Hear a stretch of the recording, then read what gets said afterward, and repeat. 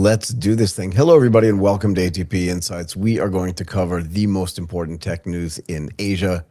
Today is magically Thursday, the 27th of August, 2026. There's a lot to get to, as usual. I want to talk about XPeng's $900 million bet on robots and artificial intelligence. And I also want to talk about Alibaba's Qwen launching Qwen3.8-Flash AI. This should be super duper interesting as well. And as always, we have just an incredible list of guests today. We're going to be joined by Neil Calvert, the CEO at LINQ, to talk about digital twins and how this is helping companies make decisions before they commit capital to building new things. Following that, we're going to have Vince Yamat, president and CEO at 917 Ventures. That should be super interesting as well. Next, we're going to talk to Mabel, founder and CEO at Maibel. I like it when people name companies after themselves. She's going to talk about how persistent, emotionally intelligent AI can reshape customer trust. Benjamin Claeys, the CEO at QR Tiger, is going to talk about how intelligent, standardized QR infrastructure is changing how businesses can manage products and interact with customers. Also, Leanne Hughson, CEO at Energy Safe Victoria, that's in Australia, is going to talk to us about how smarter regulation and infrastructure technology can help energy businesses operate more safely. And then we're going to have Tyler Huang, Chief Operation Officer at Transfong Ventures, is going to talk about how cross-border technology ecosystems help companies enter new markets and turn international expansion into commercial growth. Following that, we're going to have Yeoh, head of data partnerships at Protege, is going to talk to us as well, how to use AI to make businesses better. And finally, we are going to welcome Wang, the co-founder and CFO at Pony.ai, to discuss how commercial autonomous driving will change the economics of mobility. That is going to be awesome. And before we get to all of our guests and some news, let's hear from our presenting sponsor, Twilio. Twilio is the secure and scalable platform to build amazing customer engagement without any of the complexity. With the AI-driven workflows you need to connect, they are trusted by over 300,000 businesses. It is the platform that makes more possible. Let's visit Twilio.com to start building today. Okay, let's get to a little bit of the news today. I mentioned XPeng's $900 million bet on robots and AI. So XPeng, you've heard of them, or at least I have. I see their cars driving all over the streets where I live. And some of these cars are actually pretty futuristic looking. I always feel like when I look at the Chinese HEVs and EVs, that I'm looking at the future, that I'm living in the future already. But one of the things that these Chinese EV companies have figured out is that they're building robots on wheels, and if they should be able to use a lot of the technology and a lot of the inference and a lot of the AI that they're building into their automobiles to build a robotics business. And XPeng has agreed to raise more than $900 million, almost $1 billion US, for its robotics business at a post-money, so separate from XPeng, the car company itself, above 6 point something billion dollars. That's the unit's first external funding round and the largest single private financing reported in China's embodied AI industry. Fascinating stuff. IDG Capital led the round. Garong Ventures participated. Alibaba and Tencent, two tent-pole internet and technology companies in China, joined as strategic investors, and that's according to Reuters and Bloomberg. Now, there's an important technical detail in this announcement, which I think is actually very important, and I think we need to understand. XPeng says the robotics business has entered into a share purchase agreement. It also describes its ownership position upon closing. And this suggests to me that the financing has been agreed, although the company has not yet disclosed whether every closing addition has already been completed. This is going to go through, though. Okay, look, I don't make investment decisions here. I don't give investment advice here as well. But when a company with a reputation as good as XPeng right now, particularly in the automobile, the HEV and the EV industry, says it's going to go out and raise almost $1 billion, it's very likely that they're going to figure out a way to get this done. Now, let's talk about this in a little bit more detail. The funding that they're talking about here, again, creates an independent market value for their robotics business without really separating it from the parent company.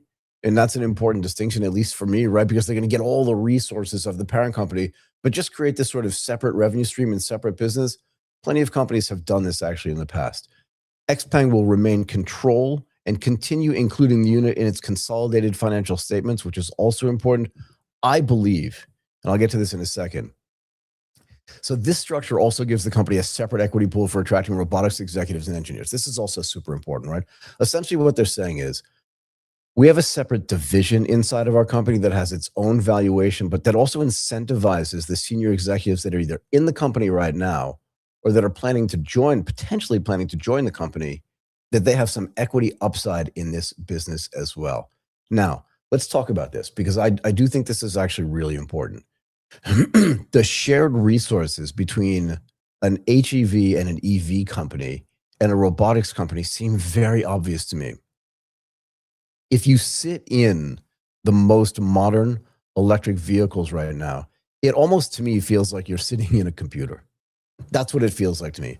Or maybe a computer control room is probably a better way to say this, right? And the idea is you're sitting in a car that is so computerized, in a vehicle that's so computerized that at some point there's going to have full autonomous driving. The windows are going to be capacitive touch screens as well, all throughout the entire car. And it's going to have a robotic brain inside of it, right? So if you think about that as a vehicle, then what can they take from that vehicle and then either miniaturize or capitalize on whatever R&D investment they've made for their car business to then take that and turn that into their robotics business. And if you think about it, I was actually listening to somebody say this yesterday when they were talking about the world sort of humanoid robotic games that were taking place in China over the past few days. I think today's the last day, maybe yesterday was the last day. I can't remember exactly. But one of the things that this guy mentioned was, okay, these robots are running at what they called a world record speed. And one of the guys was like, wait a second.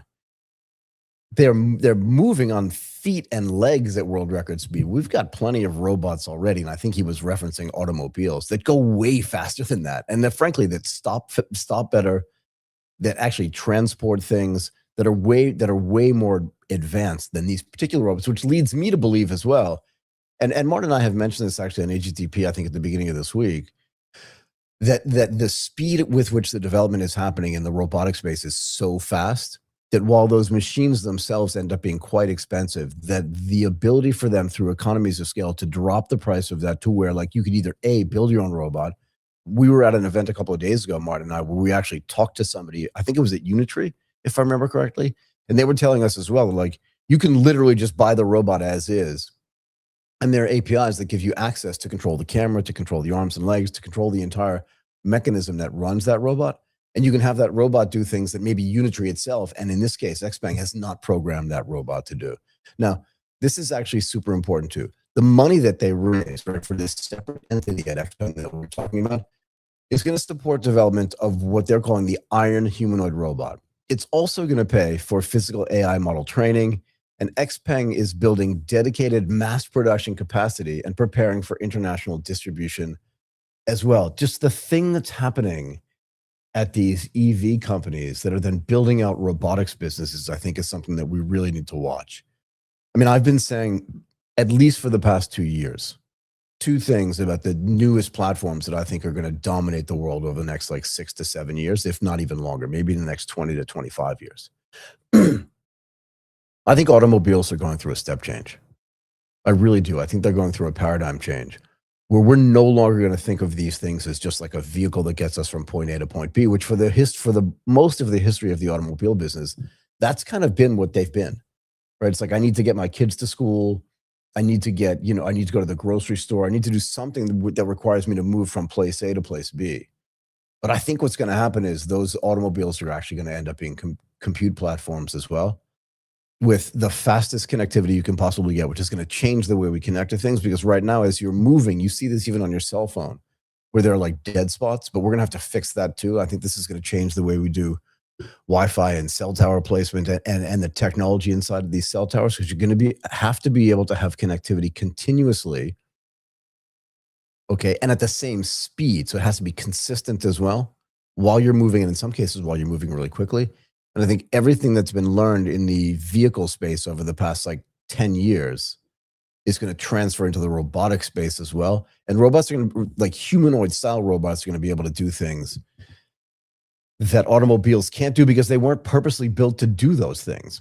And that actually ends up being pretty important to me. XPeng plans, again, just to get into them, XPeng plans to begin mass production by the end of 2026. It's targeting capacity of roughly 1,000 robots a month at that point.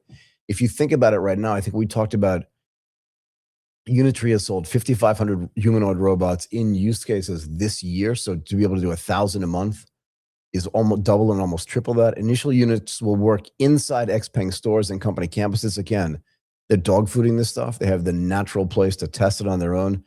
And external deliveries in China and overseas markets are scheduled to begin in 2027. This iron version, that's the name of the model, has 76 degrees of freedom across its body. Each hand has 21. You can always see me doing this when I'm talking about robots because I think it's actually super interesting. 3 in-house Turing chips provide as much as 2,200 TOPS of onboard computing power. All this is important because XPeng says this allows its physical AI model to run directly on device, on the robot, without continuous remote operation. This is a big deal. Okay, let's get to our first and our presenting sponsor today, and that is Boomi. Boomi is the data activation company for artificial intelligence. Boomi powers the agentic enterprise by bringing data to life across your business.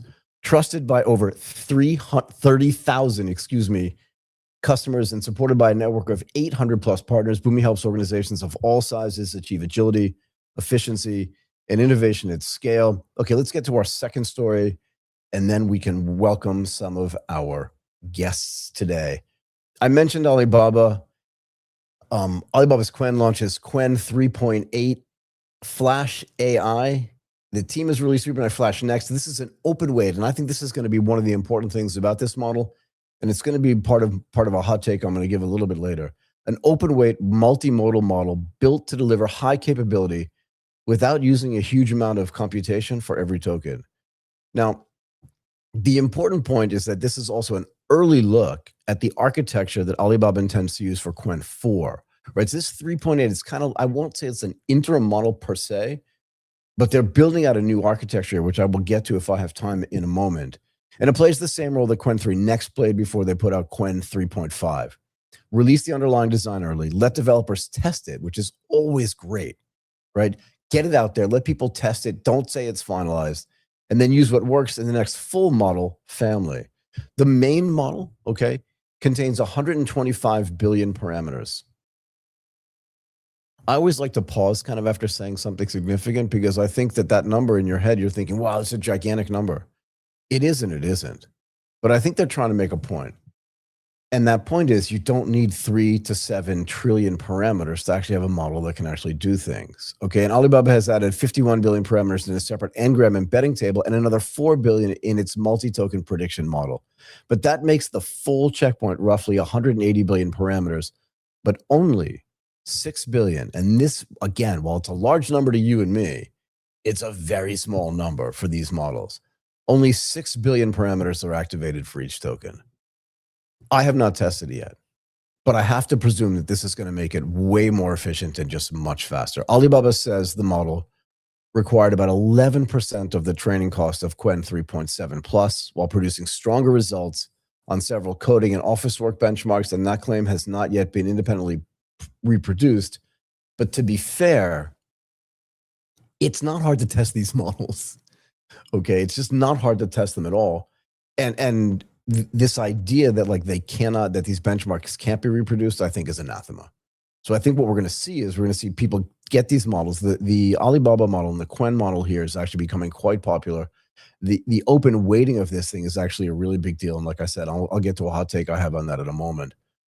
But the model has a native context window of 262,000 odd tokens. It can be extended to 1 million tokens, although Qwen, the Qwen team, is warning that this configuration may reduce some of the performance, excuse me, on shorter prompts, so the ones where there's less explanation. Now, there's also an important distinction here between the names. Qwen 3. Just to be clear about this, right? Qwen 3.8 Flash Next is the experimental open weight architecture release. The Qwen 3.8 Flash is the production version offered through Qwen Cloud, right? So these are two different animals, two different versions of kind of the same thing. The hosted version includes a 1 million token context window by default. I said the Flash Next version, what was it, 200 and something thousand odd, but can be extended up to 1 million. And from a cost perspective, Very reasonable. It costs 16 cents per million input tokens and 47 cents per million for output tokens. Now, the real question to me is, or some of the real questions here is, what have they changed? Right? They keep coming out with new models, but what has Alibaba changed to reduce the amount of computation that's actually required to actually have this thing here? Well, here's what I think. The mixture of experts design, the MOE design, contains 500 specialist components. So, and again, if you know what MOE is, every time you give this thing, every time you give the model a prompt, it's going to try to decide, like, which one of the parameters do I need to use? And it breaks those down into sort of experts, and then it decides which 6 billion parameters it's going to use when it does this MOE calculation. There are 512 of those MOEs built into the specialist components. Only 10 routed experts and 1 shared experts are used for each token. This gives the model access to much more, way more total capacity without running the entire network every time. Okay, the 51 billion parameter n-gram embedding table stores representations of commonly occurring short phrases. If you think about the way that you naturally or normally prompt, my guess is, if it's anything like the way I prompt and my friends prompt as well, you're using common phrases. You're trying to do a similar thing in a different context. And what they're saying here is that that's going to be remembered. It operates largely as a lookup system, adding knowledge capacity without requiring equivalent GPU computation, which again is going to make it faster, but also it's going to make it cheaper as well. It can also be stored in system memory and sort of accelerator memory. And again, for anybody who's familiar with the way computers work, if you can store it in system memory, it just means the access to that information is so much faster. When I was at Goldman Sachs and we were building trading systems, one of the things we tried to do and tried to optimize for, particularly from an equity trading standpoint, is we tried to ensure that we could get as much of the information as we possibly could into system memory, because this allowed us access it way faster than we could if it was just in standard memory. And in a market where the latency was really like one of the most important things that we were dealing with, being able to access that stuff in memory was actually really important. Now, Alibaba also changed the training process as well. Their optimizer is assigned to select weights, while their other stuff handles the remainder. Qwen says the revised scaling rules remove the need for batch size warm-up and reduce the number of optimization steps. And again, if you look at your own usage of a large language model, like, there is a certain percentage of the stuff that you're doing is just, even with your prompt, is just explaining to the model what you want to do, and that costs tokens as well. And essentially what they're saying here is they're trying to minimize all those steps in between and just go right to like using the model to do stuff. These changes underpin its claim that the training cost fell to about 1/9, okay, of Qwen 3.7 plus. And again, that's a big deal. Now, they're also publishing the architecture before Qwen 4 gives Alibaba external testing and software support before the larger family arrives. Again, this is really important as well, because I'm trying to get it out there and let people test it. Let a little bit of word of mouth get out there as well. And what they're saying here is that the checkpoint is already compatible with major serving frameworks, reducing the work that developers need to do to adopt the next generation. Look, here's my take on all of this. They're saying that this model is going out there as open weight. And while there is a cloud version of this that you're not going to download, that's also going to be open weight. My feeling here is this, and I will continue to say this because I believe it's going to happen sooner than most people think. I'm a big believer that these large language models are all going to be, at some level, they're going to be commodities, because their ability to run is just going to be so much more important than actually what the output is. Because the output for all this stuff, again, it's going to get commoditized. A lot of this stuff is actually going to end up being the same. And I believe really strongly that over time, and again, I think this stuff is going to move in months and not in years, that by the end of 2026, I think the bid is going to flip on this. And I think that the number of open weight models is actually going to outweigh the number of the closed models. Because I think at some point, this is what the market is going to clamor for. And I do think that even having said that, it's not predicated on the fact that all the models are going to be able to run on just like traditional hardware. But we did see Apple, or existing hardware, but what we did see is we did see Apple come out and say, that now they're starting to believe that their new chips that they're coming out with, the new Mac Minis and their new Mac Studios, are going to be able to run stuff like on those machines. Okay, Martin, let's do, before we get to our next sponsor, let's bring in Neil Calvert, the CEO at LINQ.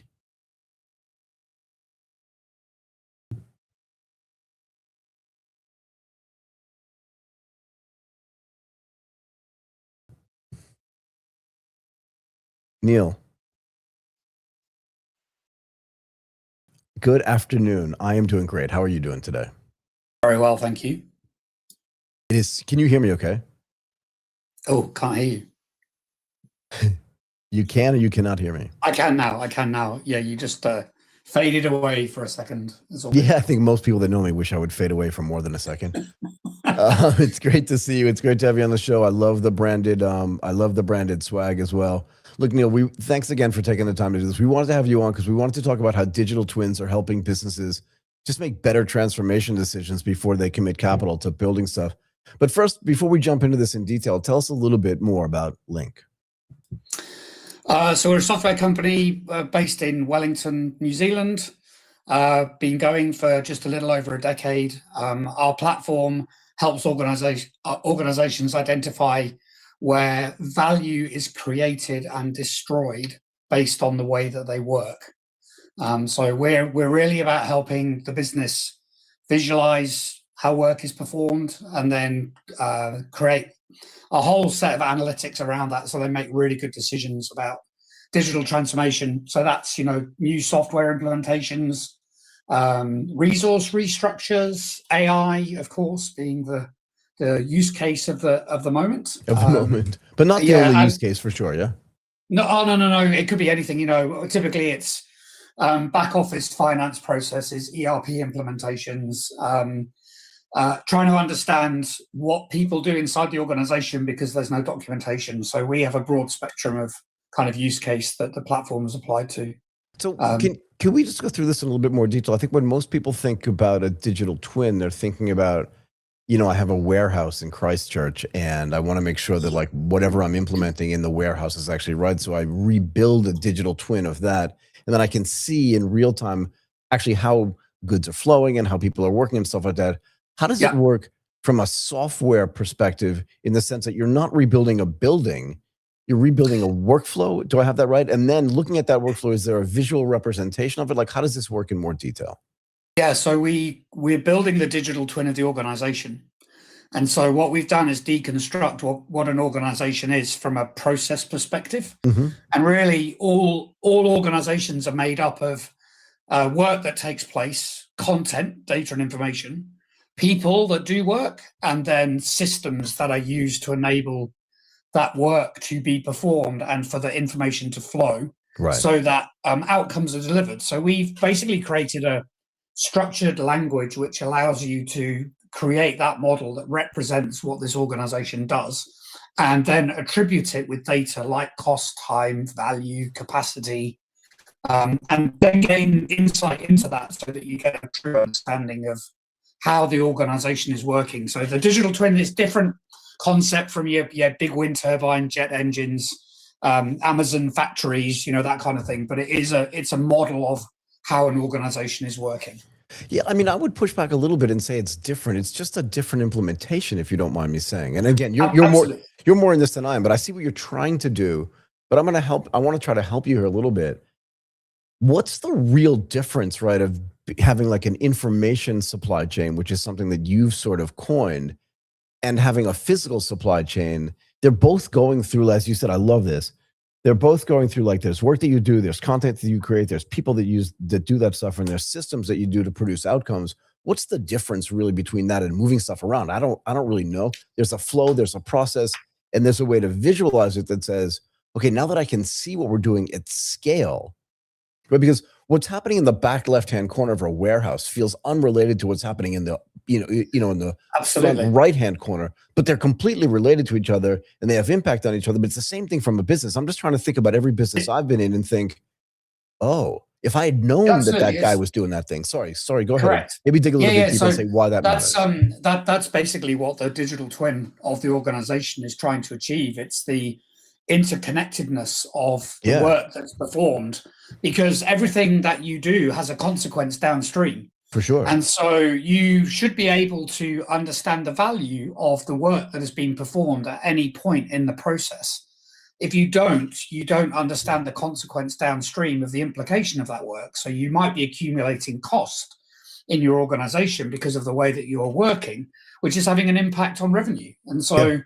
you know, and that's a different perspective than, is my process as efficient and as effective as it could be? Because all that means is I'm doing lots of it quickly. Right. But you might be doing lots of the wrong thing quickly, right? So I know I am for sure. I'm doing a lot of the wrong things quickly. Well, most people are. So the visualization of the processes inside the digital twin just elevate and shine light on rework, wait time, overproduction, inappropriate systems being used because they're easy, non-complete information being held on someone's desktop that they use because they can't access the system of record. So we kind of surface all of those things that people will do because they want to do the work well, but they're not necessarily adding value to the organization. And our hypothesis is, if you know about it early, say you're doing an implementation of a piece of technology, which would include AI, if you know about the value of the work and all of the gnarly stuff that's going on before you do it, you have a much better chance of succeeding when you come to do an implementation. And we've seen case studies after case studies over decades where it goes wrong. So do you have any examples of this? Like when companies actually map out exactly how they operate, because you're right, like, and the bigger the organization, the less likely is that the company actually knows like the minutia of like what they're actually doing. They know the output because they can see what their, you know, what their revenue is. They can see how many widgets they're producing for sure, but they don't know if they're doing it in the right way.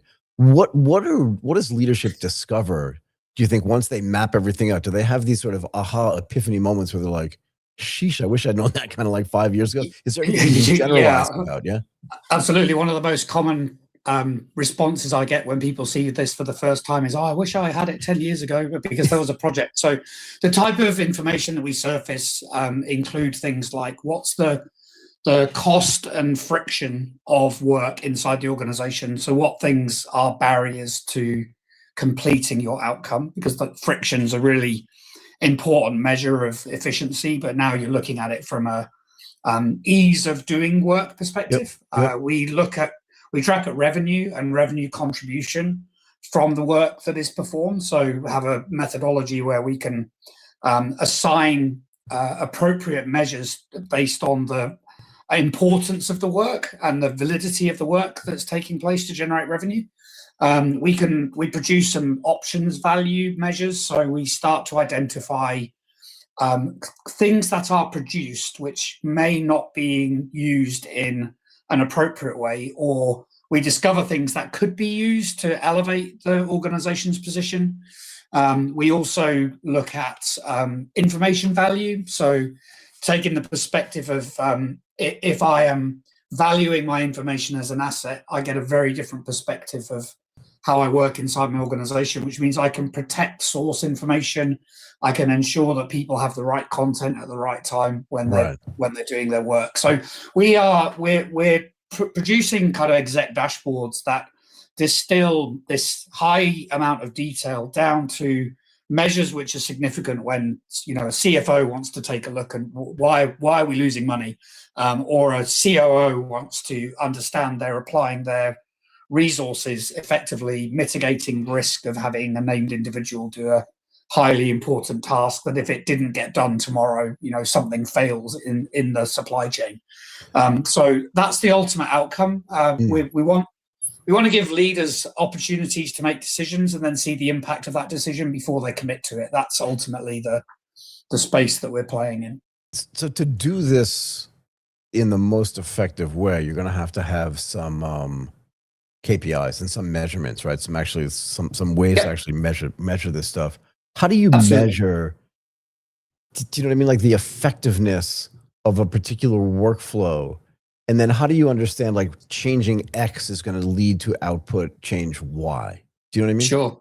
Yeah. So we've actually baked into our platform the ability to model the current state. So that's how I'm actually working today, which can be quite different from how people imagine that they work or wish that they work. So we create content around the actual way that work is conducted. Our measures are things like how long does it take, how often does it happen, how much do people cost, what capacity do people have to do work, right? What is the revenue per item created? So we have a stack of metadata that's built into our models. And then we have this idea that we can produce a future state. So a future state is ideally, how would I operate if I choose to make a decision based on the evidence that's been presented from my current state? And then we compare the future state to the current state, which gives us our delta based on this is the impact that this change is likely to have. And again, we report back on cost, time, value, option value, risk, friction, in order to just provide that visualization that says this could be a good thing to do or not. And so if you start presenting decision options based on the evidence of the current state, you can very quickly kind of iterate through an options analysis using the platform in order to go, well, that's the thing that I now know that I need to do. And it might not be the thing you thought you were going to do, but you're now doing it based on the evidence that you see. So if we have, let's just say in a company where there's one workflow, again, just to simplify things for people, and I attach this process, right? I do a digital twin of this process. I look at the whole thing. I see what some of its sort of ancillary benefits and drawbacks are. But I want to create a future state that I think is going to be better. How many iterations of that do I get to? And then what sort of increase in performance? Is it 20%? Is it 70%? Is it 300%? I know it's different for each thing, but you know what I mean? Like, how do I know when it's best? Like, what sort of iterative math is it doing to get to an end state that allows me to think like this is going to be the optimal solution? So it's very, I guess, SME driven.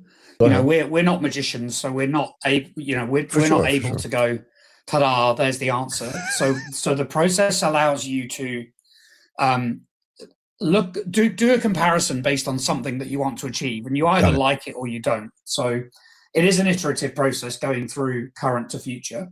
The best thing is for me to give you a real example. So one of our customers in Wellington had a process for doing work where they're matching invoices to purchase orders for services delivered. Okay. And it was a very manual exercise with lots of manual configuration of even using a calculator to be able to split apart line items. And so we were able to quantify that overall process in terms of the number of hours per year. So the FTE impact basically of doing work. We then, you end up in a consultative engagement, either delivering a service to an organization or utilizing resource inside the organization, or we say, well, this is crazy. We can't scale. We don't want to add headcount because this is an administrative process. So there's got to be another way of doing it. So you rely on experience. You rely on maybe vendors if you go to RFP to solve problems. But so we modeled what would happen if we used robotic process automation. Yep. So now you need a little bit of understanding around, well, what does it mean to do RPA? And this could be AI as well. This exactly translate into this space. Yep. So now you build a future state model, where you utilize your knowledge and experience of how this new way of working will impact the process. And you imagine, I am doing this work now. I'm almost following the journey of this item flowing through my process, but I'm taking a view that this bot is interacting. And because you can then, you can talk to people. We've got partners that we use who do this all the time. You get a really clear understanding of effort required to process content when you're automating it. Yeah. So you can feed those numbers directly into the future state model. And then the comparison basically says, oh, well, it was taking you 1,400 hours a year of effort to do this work in your current state. But when we do this implementation, we're going to drop that down to 14 hours a year because it's just a human, validating that something has been done and saying yes, as an example. And because we're attributing the cost of systems, the cost of the role, the people inside the business, and we're doing that through this current future, you immediately get to see whether the impact of that potential change is giving you your satisfactory economic value. And that might happen the first time you do it because you've got a really clear idea of what the solution is that you want to implement. But we also have the opportunity to do assessments of current state and provide options which are prioritized and sequenced, where you might pick one or two of those and then produce the model and see what the result would look like and go, well, actually, no, that doesn't give me what I want. So then you iterate through it. So it's a very dynamic process. We are using AI to do some of the analysis in the background because we've trained it on what does friction look like, what does rework look like. So we can pull these things out really quickly. We can generate future state models automatically. We can have them existing in the platform. So these iterative cycles can be really quite fast until you go, actually, that's the thing that I want to achieve. And then you can establish a project inside the organization. With the speed with which the models that are out there are changing and themselves are iterating, how do you as a firm determine which model should apply to which problem? And what role does sort of token cost play there? Great question. I think tokenization is the thing of the moment, isn't it? Really. So, I guess the answer is often you make an infrastructure choice. We've made an infrastructure choice with our platform. So we're using the Azure environment for our infrastructure, all our security tier and front door and everything. Yep. And so because of that, if you take advantage of the way that Microsoft are providing AI services through Azure, you kind of lead straight to a ChatGPT LLM service. So it's AI as a service that you can then consume inside your application. So we've made that choice because they stand up a whole bunch of things for you that you can take advantage of, and you naturally progress based on the capabilities, and we all know the speed with which the models are changing and are improving. And it actually, when we've done our analysis, it kind of is much of a muchness for us because we have very clear structured data. We have a lot of structured maths that are taking place. So we have very well-grounded core data to pass to an AI to ask it to do work. Right. And so you actually eliminate some of the variability that you get when you don't have structured data from the capabilities that are out there provided by the tech companies. So that's basically, we've made that infrastructure choice. That kind of drives our use of AI for the time being. The tokenization is really interesting. We are still learning what it means from a cost basis to provide AI services inside software as a service platform. Yeah. At the moment, we're not charging any extra for people to use our AI capability. It's baked into our monthly subscription fee. We have a consumption-based pricing model at LINQ. So we've basically said, if you like it because it's delivering you value, you'll use it more. So pay for what you use is kind of the premise behind what we're doing. Interesting. So we're yet to see. So you don't take a spread at all on the token cost. You just pass that cost on to the consumers, yeah? Well, at the moment, we're not itemizing out tokens for our AI usage. You're just figuring out your pricing based on the amount of usage you think you're going to use. Interesting. Absolutely, yeah. Because we believe it's a capability that people will, if they use it and they like it, then they'll put more content in the platform. We end up creating stickiness, and we're providing a good service, so people will use it. I am a bit nervous about tokenization and locking people in, and then where it leads in the future, because I still don't think we truly understand the overall cost. So work to be done for sure.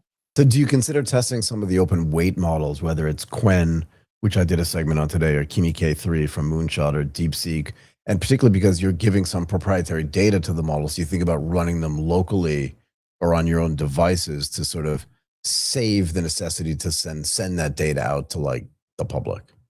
Well, so that's another advantage we have because of using Azure, because they actually let you lock it down into a private instance. So none of your data that you pass to the model gets consumed by the model for other people's advantage. So, again, we're not really an AI company. We want to make use of the capability. So I think we're taking the path of least resistance at the moment, and I think you do that until you come across an insurmountable challenge that is solved by somebody else, and then you go, oh, now we've got some technical debt that we need to overcome, and then you make a decision to move forward. So we're being pragmatic until the point we realize we can't be pragmatic anymore. Got it. Can I keep going? Do you mind? I have a few more questions. The stuff that you're Please doing. Please do. Yeah, no, keep going. Yep. You talked about applying the processes from LINQ to existing workflows, right? Yes. And then being able to test it to see, like, how can I make this more efficient? How can I make it better? How can I get to the right sort of output level that I want? And of course, the iterative process that's around that. But what if I'm coming up with like a new product and I'm trying to design a new workflow? Is there a way to use that as well to say, like, we haven't implemented anything yet, but we're thinking about doing this thing. We have 3 choices to be able to do it. Can we run that through the model as well, and to see like which one of these would be the best from the get-go, as opposed to waiting to implement something and then looking at it? Yeah, absolutely. We've had a number of startup organizations that have used it to design process to make sure that it is going to work. So you don't have to start with something you have. You can start with something you are designing. The analysis is kind of the same, because especially if you take we're designing this thing called economic process modeling, which is an extension beyond business process modeling, because it deals with the economic value of the work you're doing. So you can imagine if you build a brand new process, you can still then ask it the same questions, and it will still give you an opportunity to say, well, in this part of your process, you're likely to create some friction because you haven't got the right data earlier in your supply chain to be able to do this piece of work effectively. So there's a data black hole you might want to fill before you get to the point of implementing this process. So that kind of insight gets surfaced, whether it's existing process or something brand new. How realistic are the solutions that that LINQ comes up with? Do you know what I mean? Is it like close to pie in the sky kind of stuff, where it's like, whoa, if we could do that? Or is it more just like, change this, change that, change this workflow, do all that kind of stuff, and this will end up being so much better anyway? Or have we run into situations where like the result is, oh, there's no way a human could possibly do that, or we couldn't implement AI in that way? Do you know what I mean? And then you have to reiterate. So to date, we've been very lucky, and I think it's part of the consultative process of using the platform. Fair enough. As opposed to relying on AI to deliver you, pie in the sky kind of future states that are unachievable. Because of that, because we have a human in the loop that is to some degree controlling the expectation of the future state, we have been really successful with quite a low margin of error, plus or minus 5%, of getting results in a future state that the business relies on. And we've done some fairly major change processes in some fairly significant organizations like, New Zealand Defence Force, ports, where the output's actually meaningful. You're not just doing it for the sake of doing it. You're actually doing it to achieve an outcome that creates a substantive difference for the organization. And so it comes back down to rigor. Like I said before, it's not magic. So rubbish in, rubbish out. I don't think that changes at all. It doesn't even change with AI, right? If you give AI rubbish, it generates rubbish. So the data and the data fabric that you have access to, and the quality of that information is paramount, whether it's being consumed by the AI to deliver you an output, or whether it's baked into a model that you're building. And so our training, the resources that we rely on inside organizations when we help create capability, our partners that deliver services, our own service work, it's reasonably high end. It's quite cerebral. You have to be quite precise about the things that you're doing, and it's because of that I think we end up with some opportunity to deliver really good results very quickly. Interesting, super interesting stuff. Thank you so much for running through all that with me. I really appreciate it. Neil, I really appreciate your time today. Yeah, Super no, thanks for fascinating having stuff. me. I'm really appreciative of you taking the time, Michael. So thanks very much for It's having me on my the pleasure. podcast. Yeah, really Yeah, thank appreciate you, it. thank you. You're welcome. Okay, Martin, let's do some HCL for now. HCL Tech is supercharging progress with AI that moves beyond ambition and delivers real business impact. A recognized artificial intelligence leader trusted by global enterprises to turn technology into real transformation. HCL Tech is supercharging progress.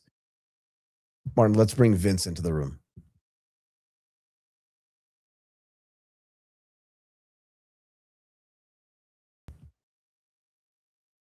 Vince, how are you? Yeah, Vince, your sound is not great. What kind of microphone are you using?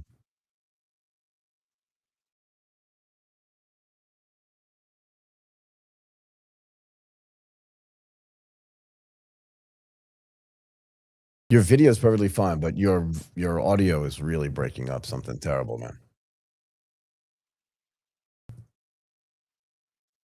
Wait, do that again. Much better. Better.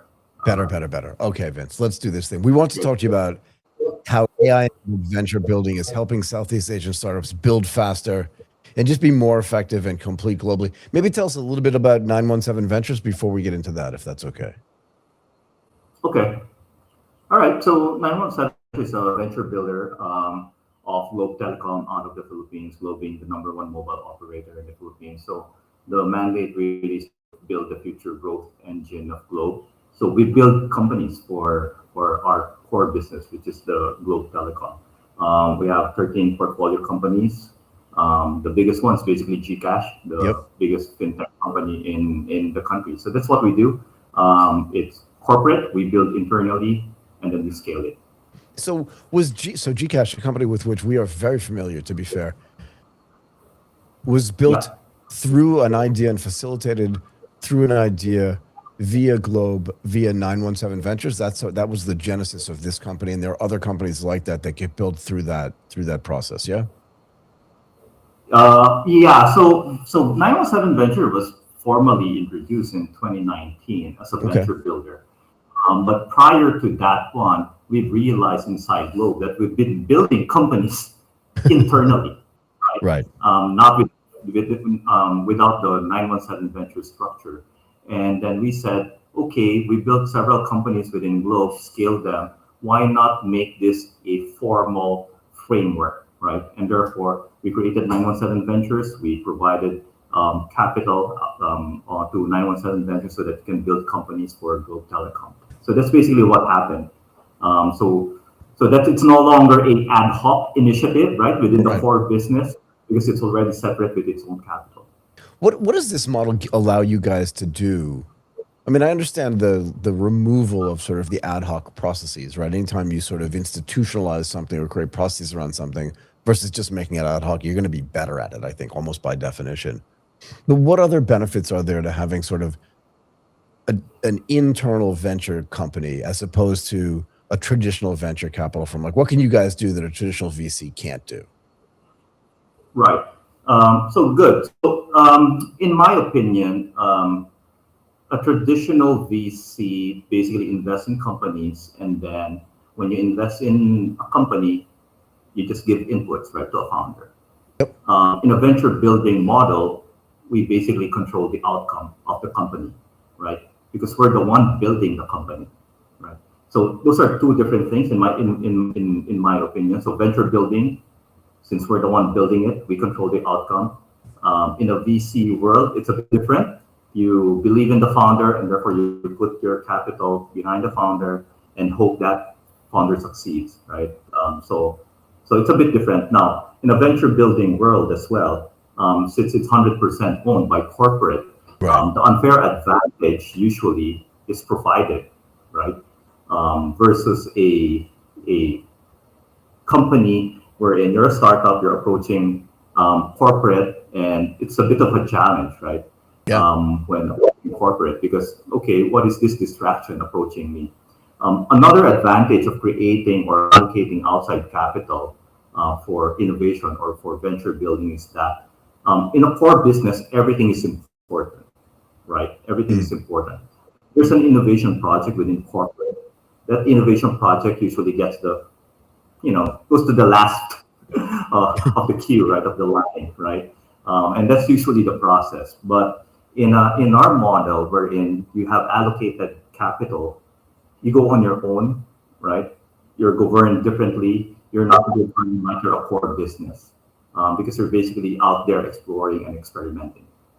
So in a traditional VC company, right, you can kind of tell who the winners and losers are because they're going out and getting new clients, their revenue's increasing, maybe they're hiring people, maybe they get other external investors as well. Do you know what I mean? So like it's clear that somebody else believes in this vision.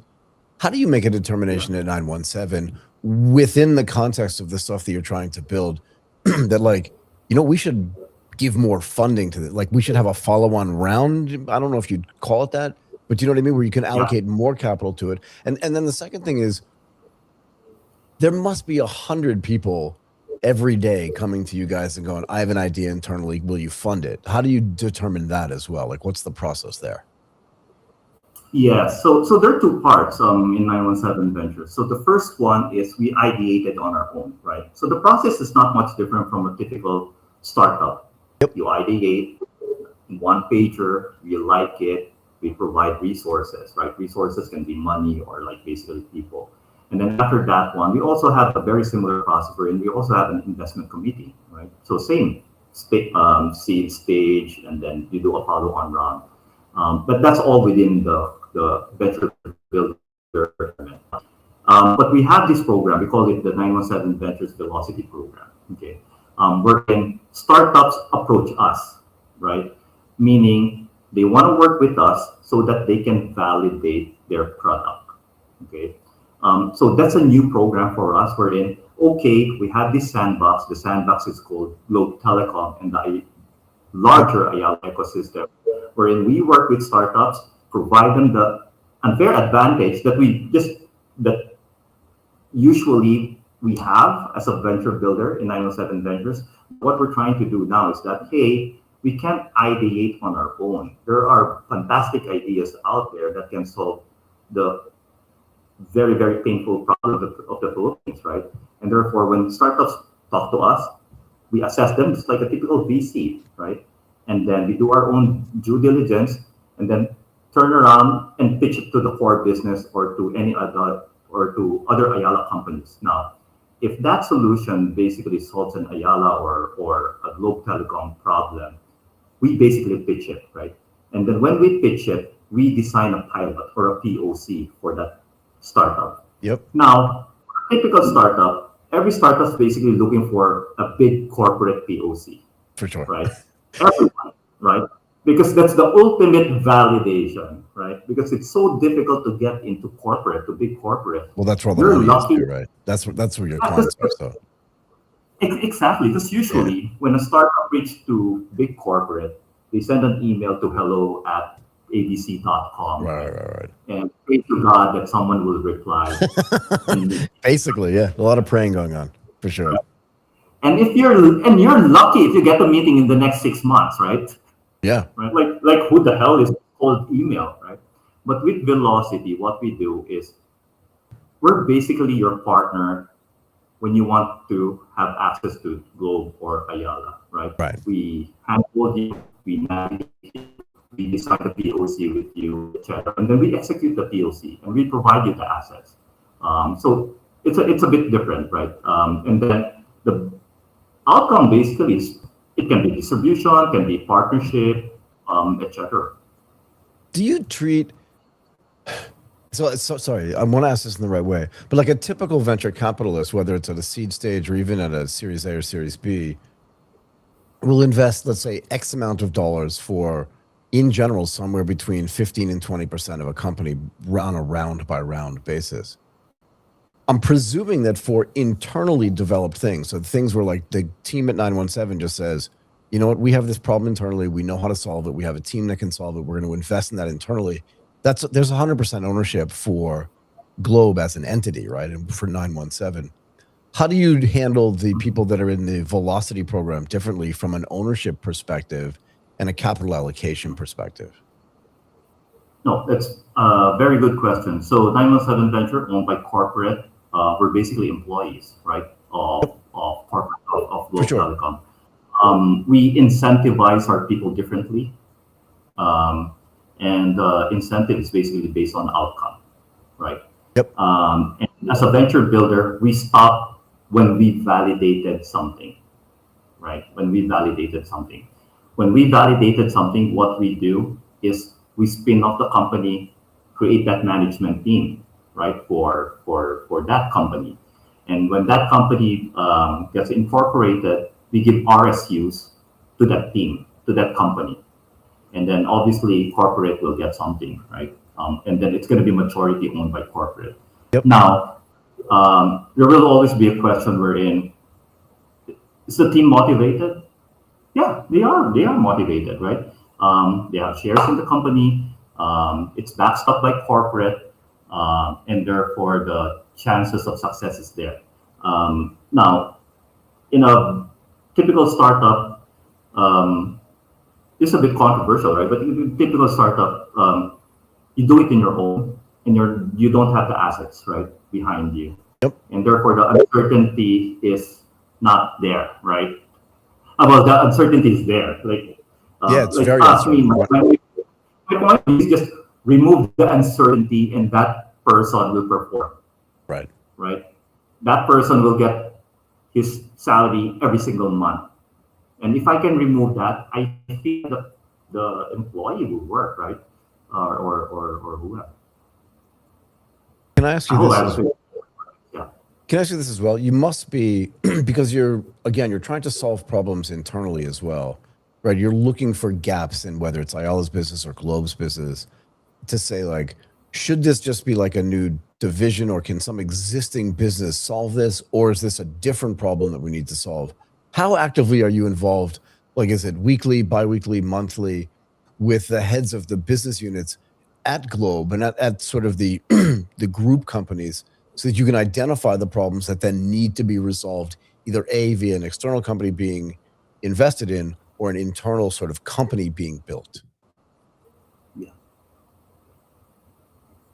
How active is that communication? Sorry. Oh, we are very active. We are very active. The most important bit really in our business is to know the pain point of the customer, and then therefore the business. Right.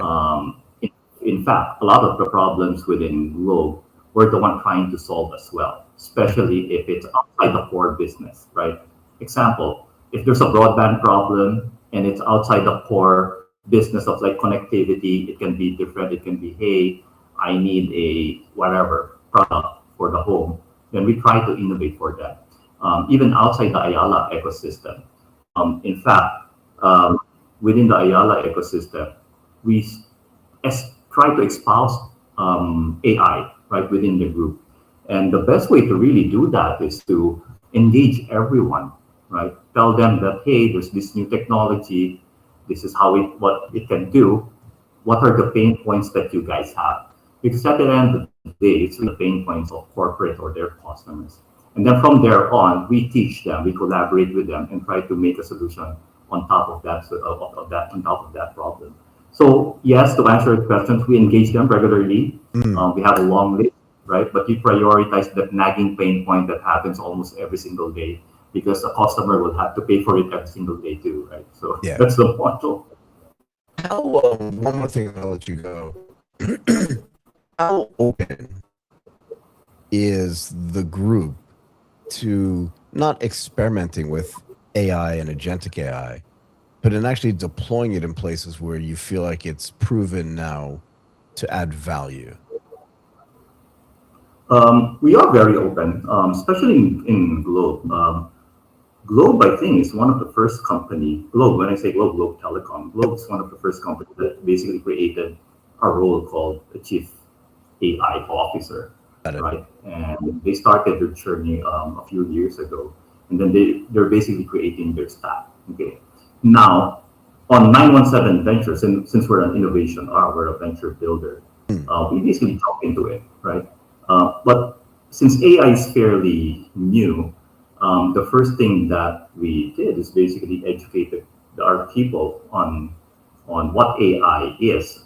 And AI in any company, I'm sure you've heard this from most of your guests, is that adoption is there, right? Everyone uses AI. They want to, for sure, but yeah. they use it in a way for chat, right? Yep. For chat, or in you ask a question, you get an answer. That's basically it. Mostly. Yeah. But on our part, since we're a venture builder, we're trying to push the boundary. We're trying to push the boundary. We're in that, hey,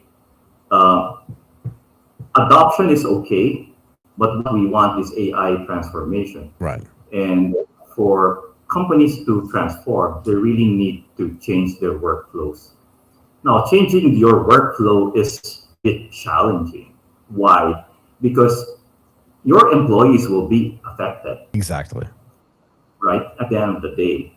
And then that's the biggest bottleneck in reality, is that change management, or that inertia we're in. Oh my God, I need to change my workflow, and therefore, what am I going to do? Right. But I mean, that's the distinction. That's the distinction, though, right?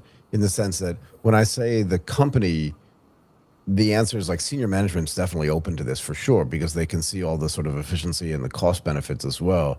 But once you get down to the line employees, this is the real question. It's like, how open are they to changing the workflow that they do? Because again, you can take an existing workflow, apply artificial intelligence to it, even apply agentic AI to it, and not much efficiency is actually gained because the process itself was not built for AI. It was built for human interaction. And that's the real question, is how do you change them? And you don't have to answer this now, right? Because I think it's a long conversation, but that's the real question for me, is how do you change the mindset of your typical line employee so that they feel comfortable deploying and employing artificial intelligence and agentic AI into their workflows without the fear that it may impact them directly in a way that they hadn't anticipated? Yeah. Yeah. Well, I'll answer that one because it's a very good experiment on our part. Early this year, I started entering the rabbit hole of AI, right? Yep. And then I realized that, okay, this is interesting. I'll read into it. And then I discovered OpenClaw in Fed. Yeah. Oh my God, this is game changing, right? And then I set it up. I bought a Mac Mini, set it up, and then try to experiment some of my personal workflows, right? It can be finance, can be scheduling, can be whatever. And then I said, this is it. I think this is the future. Someone's working for me, right? Right. Someone's basically like my digital twin, right? Exactly. You know what I did? I told my assistant, my executive assistant, that, hey, this is what I read. This is what I read. I want you to read it, right? And I want you to experiment. Here's a Mac Mini. Duplicate yourself. Oh wow! Right, duplicate yourself. Right, that's basically it. Duplicate yourself. Because I went through that process too. It's a 1 week or 2 weeks process, right? Of just basically experimenting. And then she did, right? And then I said, oh my God, if I can teach someone to create or to replicate himself or herself, right? And therefore, maybe my whole team can do it too. So we set up a town hall in my office, and then I asked her to present what she built. Obviously, everyone in the office like, what? You built that? Like, yeah. If she can build it, you guys can build it too, right? And as a venture builder, there's that feeling of FOMO, right? Oh my God, you were able to build an agent on your own. I want to do that too. Exactly. Okay? And that's the time wherein I encourage everyone to touch it, right? Reading is not enough. You really need to, go out and build the work on your own. Yeah. Yeah. And I have a fantastic people team, right? HR team, wherein they created this program, LinkedIn Learnings and all, right? We're on our, I don't know how many months already. Everyone's building their own workflow. Everyone needs to change their workflow because they really need to imagine how they can work with an agent. Exactly. Right. I really feel that there will be more AI workers in my organization than human workers. Yeah, I don't That's think that's that's how I see I don't it. think that's a controversial statement. Okay, Vince, this has been really, really, really interesting. Thank you for giving us a really great perspective, both from almost like a traditional VC, but also like a CVC as well. Thank you for spending so much time with us. I really appreciate it. Thank you for having me. It's my complete pleasure. Thank you. Okay, Martin, let's bring in Mabel.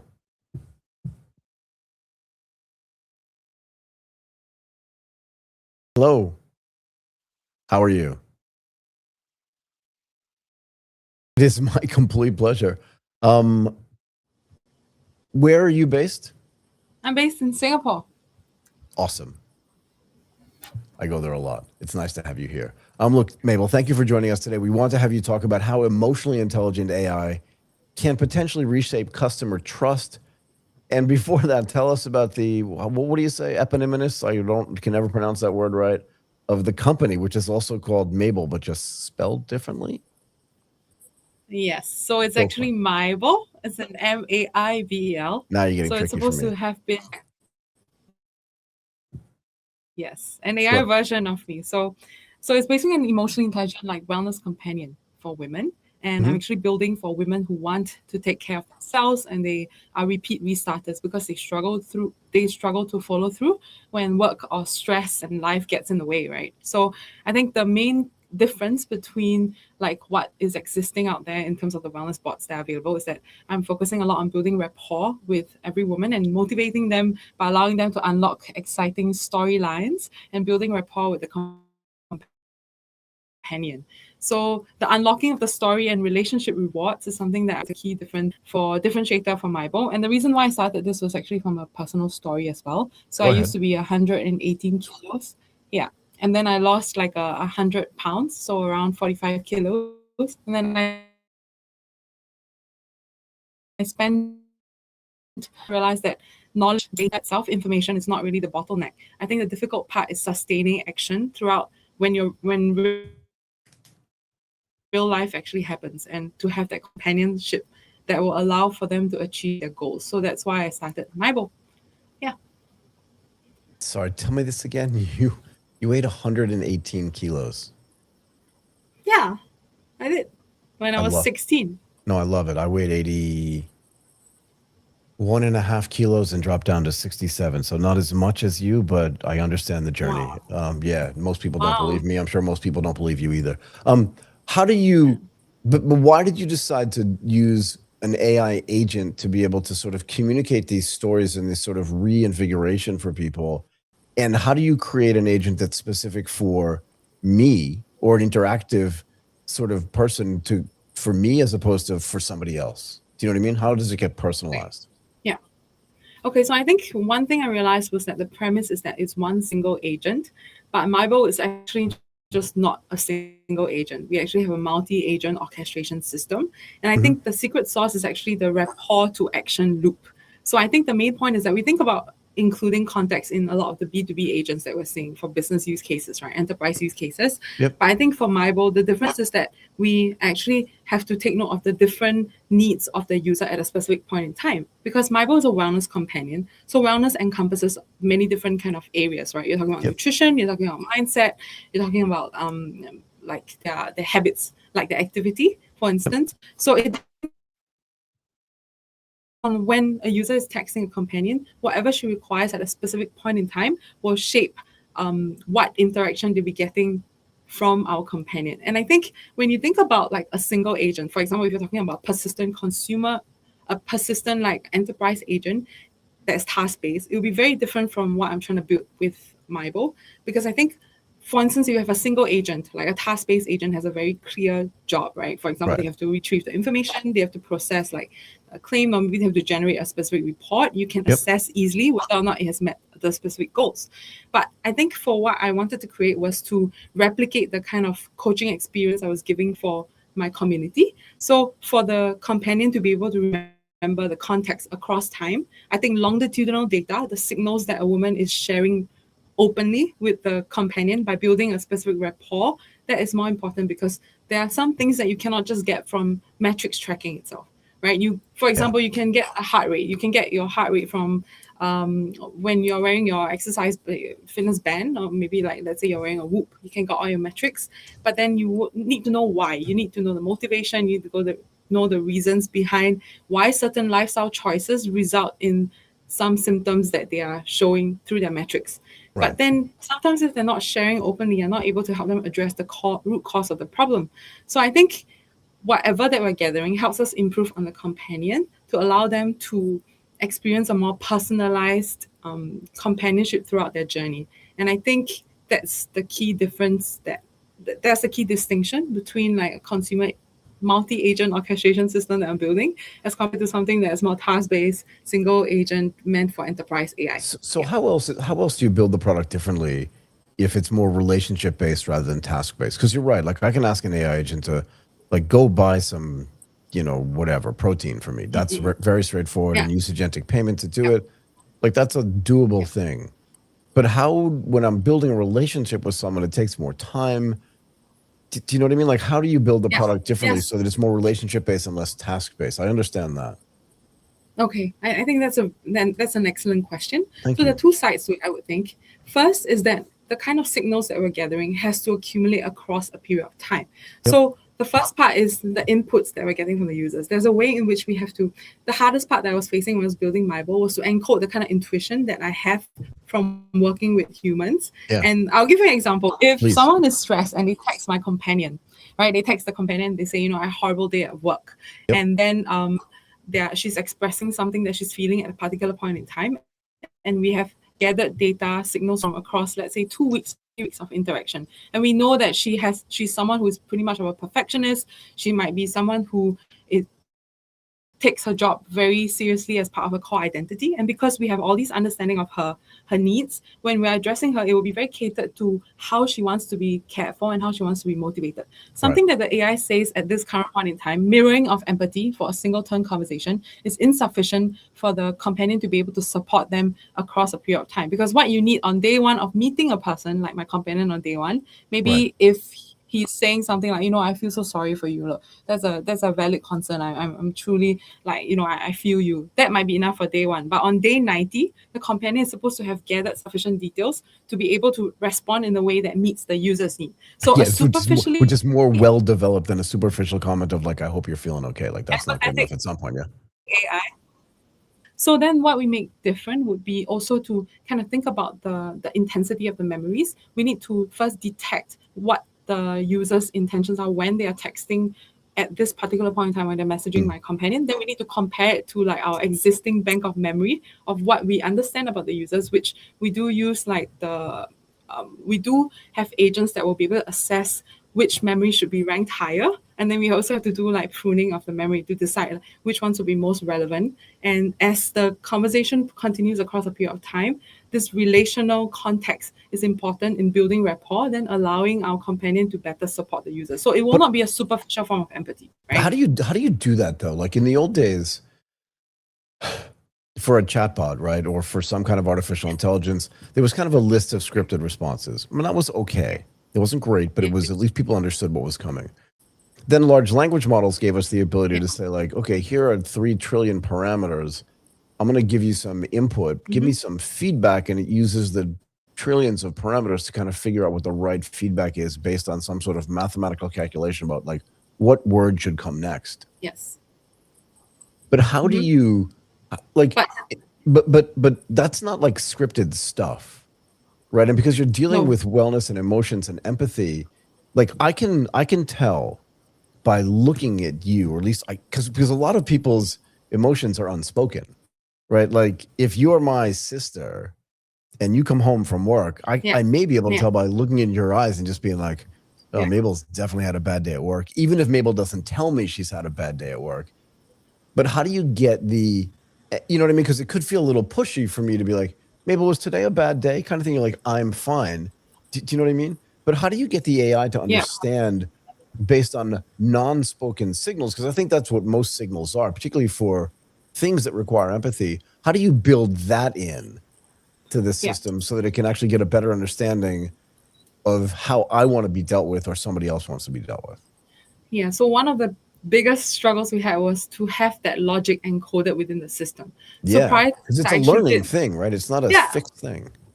And the thing is, it's actually pretty tricky because when we're talking about like the different boundaries, for example, we do assessment of their level of distress, right? We have a specific behavioral part, like behavioral cascade that I designed, and I intentionally included this in because previously we had agents that were firing to coach them for nutrition and for their like activity and then for their mindset, etc. But then they were not giving the right type of information. Like if they were too pushy, for example, you had a horrible day and then he's like, oh yeah, do you want me to solve the problem for you? But that's not what she needs. Maybe No, what she needs no, is an just empathetic listening ear. Yeah, just right? someone to So listen. then Yeah.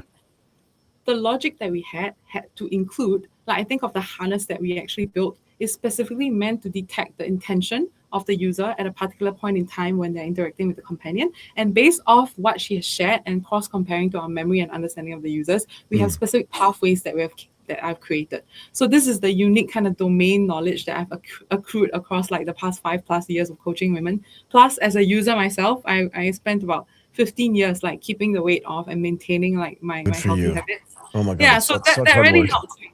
Like, but I feel like it becomes a part of your life, you know. I'm sure you experience it. It becomes like something as intuitive as brushing your teeth because I end up like internalizing it. And the biggest struggle was to have to translate this into code, into like a system that is just meant to fire upon your instructions. So the trick is actually what we did was we had specific, let's say I'm assessing how if let's say you say your sister came home from work and she's feeling really stressed, I have to assess the distress level. We have varying levels of distress. We give them ranges, and based on every range, we have specific potential outcomes that the agent can choose to take, potential actions, but these actions are not scoped so tightly till it becomes a deterministic script that they end up repeating like the existing chatbots do. And then we did also a lot of rounds of testing. So I think one of the strongest points that we have managed to build for Maibel, I think one of our strengths is that we built multi-turn evaluations. Like our harness for evaluations is actually pretty interesting because I realized that single turns do not capture the relational kind of reality, right? They can't. So then we had to define our own domains. So for instance, like, is our companion able to detect like what is the underlying, the subtext of a specific question? Like, is he able to respect her boundary? Yeah. So like, how do you understand the context and remember the context for any individual person and keep it personalized, right? In other words, how does the agent not or the service not get confused? Like, how does it know it's talking to Michael and then it has all the backstory on whatever Michael's separate databases? So every user has their own like unique separate, we store the memories of the users in a separate database, and then it's never going to be confused with another user's like data. It's all cleanly separated and anonymized, and then the data that is stored. So for instance, let's say you're telling me you have a horrible day and then you were really stressed at work and then you're beating yourself up about that. This memory will be stored by the agent. It will rationalize that, okay, this user is expressing that this is a tough period. Like, let me store this in my memory. And they're going to rank the memory's intensity and relevance to the user. So that's like one part of the entire puzzle. So from there, this memory is stored, right? So the next time when the user texts again, the companion has to retrieve this memory and cross-compare it to this current point in time. So we have the entire cascade. It's like an entire flow, and we route it to specific sub-agents, and then it has to be consolidated by a final agent that is expressing itself in the tone of Maibel, which is warm, supportive, empathetic. And yeah, this is only one part of the entire equation, because we also have the reward system, which is the narrative system that unlocks according to the progress of the user's health goals. So there are so many different moving parts. And I think you asked a very good question, because the emotional companionship is only one aspect of it. And we had to balance it with the other aspects of the storytelling, the narrative rewards, and also lastly, like the health coaching. And the thing is to make sure that the companion always expresses itself in a way that is companion/coach. It's never either one. So I can't suddenly have the companion go into, hey, I know you're feeling horrible, but come on, we can do this. Like, why don't you try this activity instead? Because it will break the kind of support that it's meant to provide for women. And women hate that. Women need empathetic support that is delivering the right pieces of information at the right time. So designing it was one of the hardest part, because there is no precedent out there for me to actually draw a reference from. Most of the time it's like not only that, but like every interaction is nuanced and can be different, right? In other words, yeah. Male or female, nobody wants the same reaction. You know, I could say to you like, oh, I've had a terrible day, and the real answer could be like, okay, let's go get some pizza, as opposed to I had a terrible day, let me give you a hug. Do you know what I mean? So like the exactly. How do you know like the level of, because you sometimes like empathy can be annoying. It's just like, I don't need that today kind of thing. Yeah. I need something else. How do you like square all that stuff? Because again, there are no, like, are there visual clues? Are there avatars? Like, how does that all work? We test it like I think the most important thing that allowed us to find this balance, like, okay, I'll give you like a concrete example, right? Previously, when we were focusing on just delivering the right piece of data, like information, like how the existing apps do, our average turn of conversations fell from like, when we prioritize companionship versus prioritizing coaching, we went from 15.6 to 2.8 turns of conversation. So like you said, if it's not delivering the right piece of information, users would just churn and they will not return. So we have the base data of what it looks like when users churn, when users face the experience of not getting the right type of support that they're desiring. So then we have to tweak on the back end. And it depends on what needs to be tweaked. It could be the prompt level. It could be a specific node, like routing to the sub-agents. It could be the logic that we haven't designed to capture the edge case of a user maybe sharing two back-to-back conflicting signals. Like sometimes they text multiple turns and then the AI isn't able to prioritize, right? And then this becomes an issue. So it's just like multiple test cases, multi-turn like cases. Like we have structured rubrics. We do like model assisted evaluation, and then we have a human in the loop to kind of assess like how accurately the AI, our companion, is able to meet every user's needs within a specific beta testing cohort in our earlier days. Got it. Yeah, so I think like it's so this is like a combination of different elements of Maibel that I realized was something really different, because whenever I shared in enterprise, like people building an enterprise AI, they're like, I'm using the same multi-agent orchestration framework, right? I'm using, for example, LangGraph. But then how come you're building it for relational AI and you're getting it to behave in a way that makes women feel so supported? But then I'm just using it for an enterprise use case. But it's just an amalgamation of all these different factors that end up resulting in a harness that is able to use deterministic flows at the right points in time and leverage like some freedom of like the probabilistic tendencies of the AI to provide support in its own way, and then we just make sure that all the balance is fine. But then we did a lot of testing. Like that's all I can say. Like honestly, it's just like a lot of because this is so, and what you're trying to accomplish here is so ambitious. It's so nuanced. Yeah, and really interesting stuff. Okay, I'm going to thank you so much for coming and doing this with us today. I really appreciate it. Good luck on this very, very ambitious business. Thank you. Thank you so much. Thank you. It's my pleasure. Bye for now. Bye. Okay, Martin, let's bring in Benjamin now.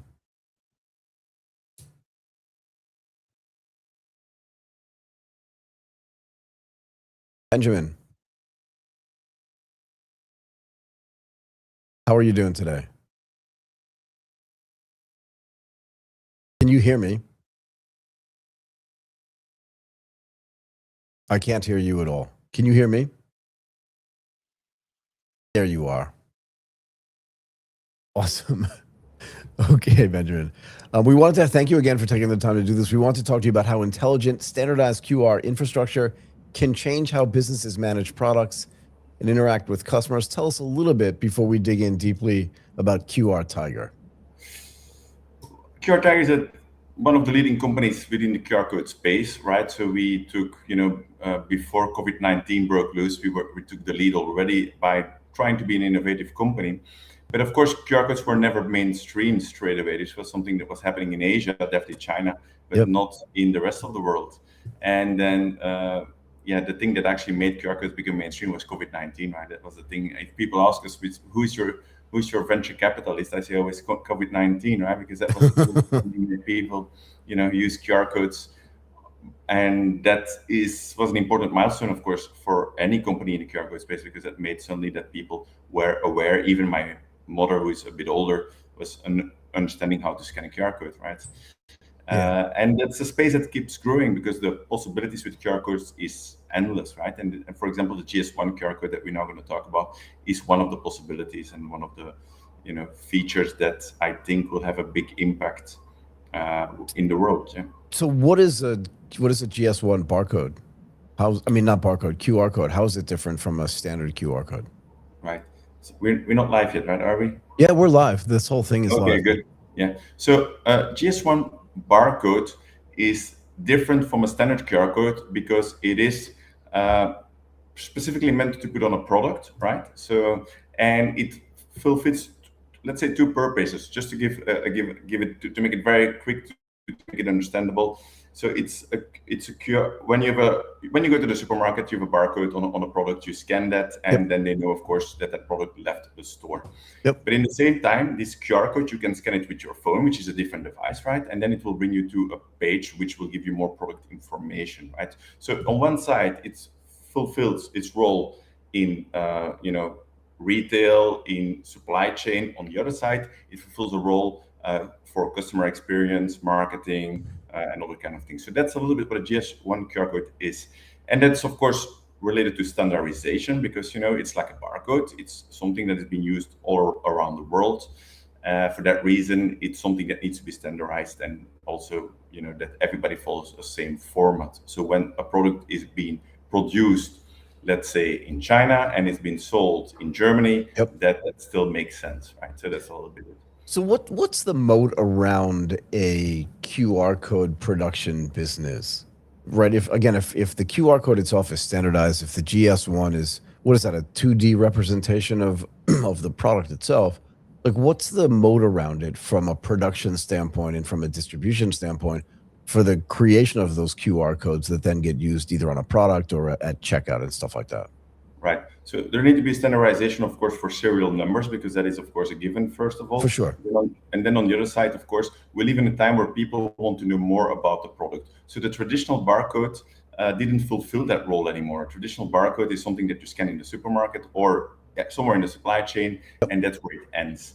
Now the role of a product has changed, right? And I'm always telling people that, a QR code on your packaging can become even more important than your logo, right? Because it gives a digital door to that packaging. Suddenly people can access that package, know more about the product, dive deeper inside it, know the story behind the company, know when it's going to expire. So all this kind of information suddenly gets brought to the customer, but also we still keep having that part of supply chain. So now we can suddenly envision the whole life cycle of a product from manufacturing to end consumer, right? And even behind that, even recycling and everything, right? So that's the interesting part about GS1 QR codes, that it actually maps out and has different touch points from when a product is produced to when a product is actually consumed, and even after that. So how does it change the relationship between the brand and the consumer if the product has all this sort of digitalization around it and all this information around it?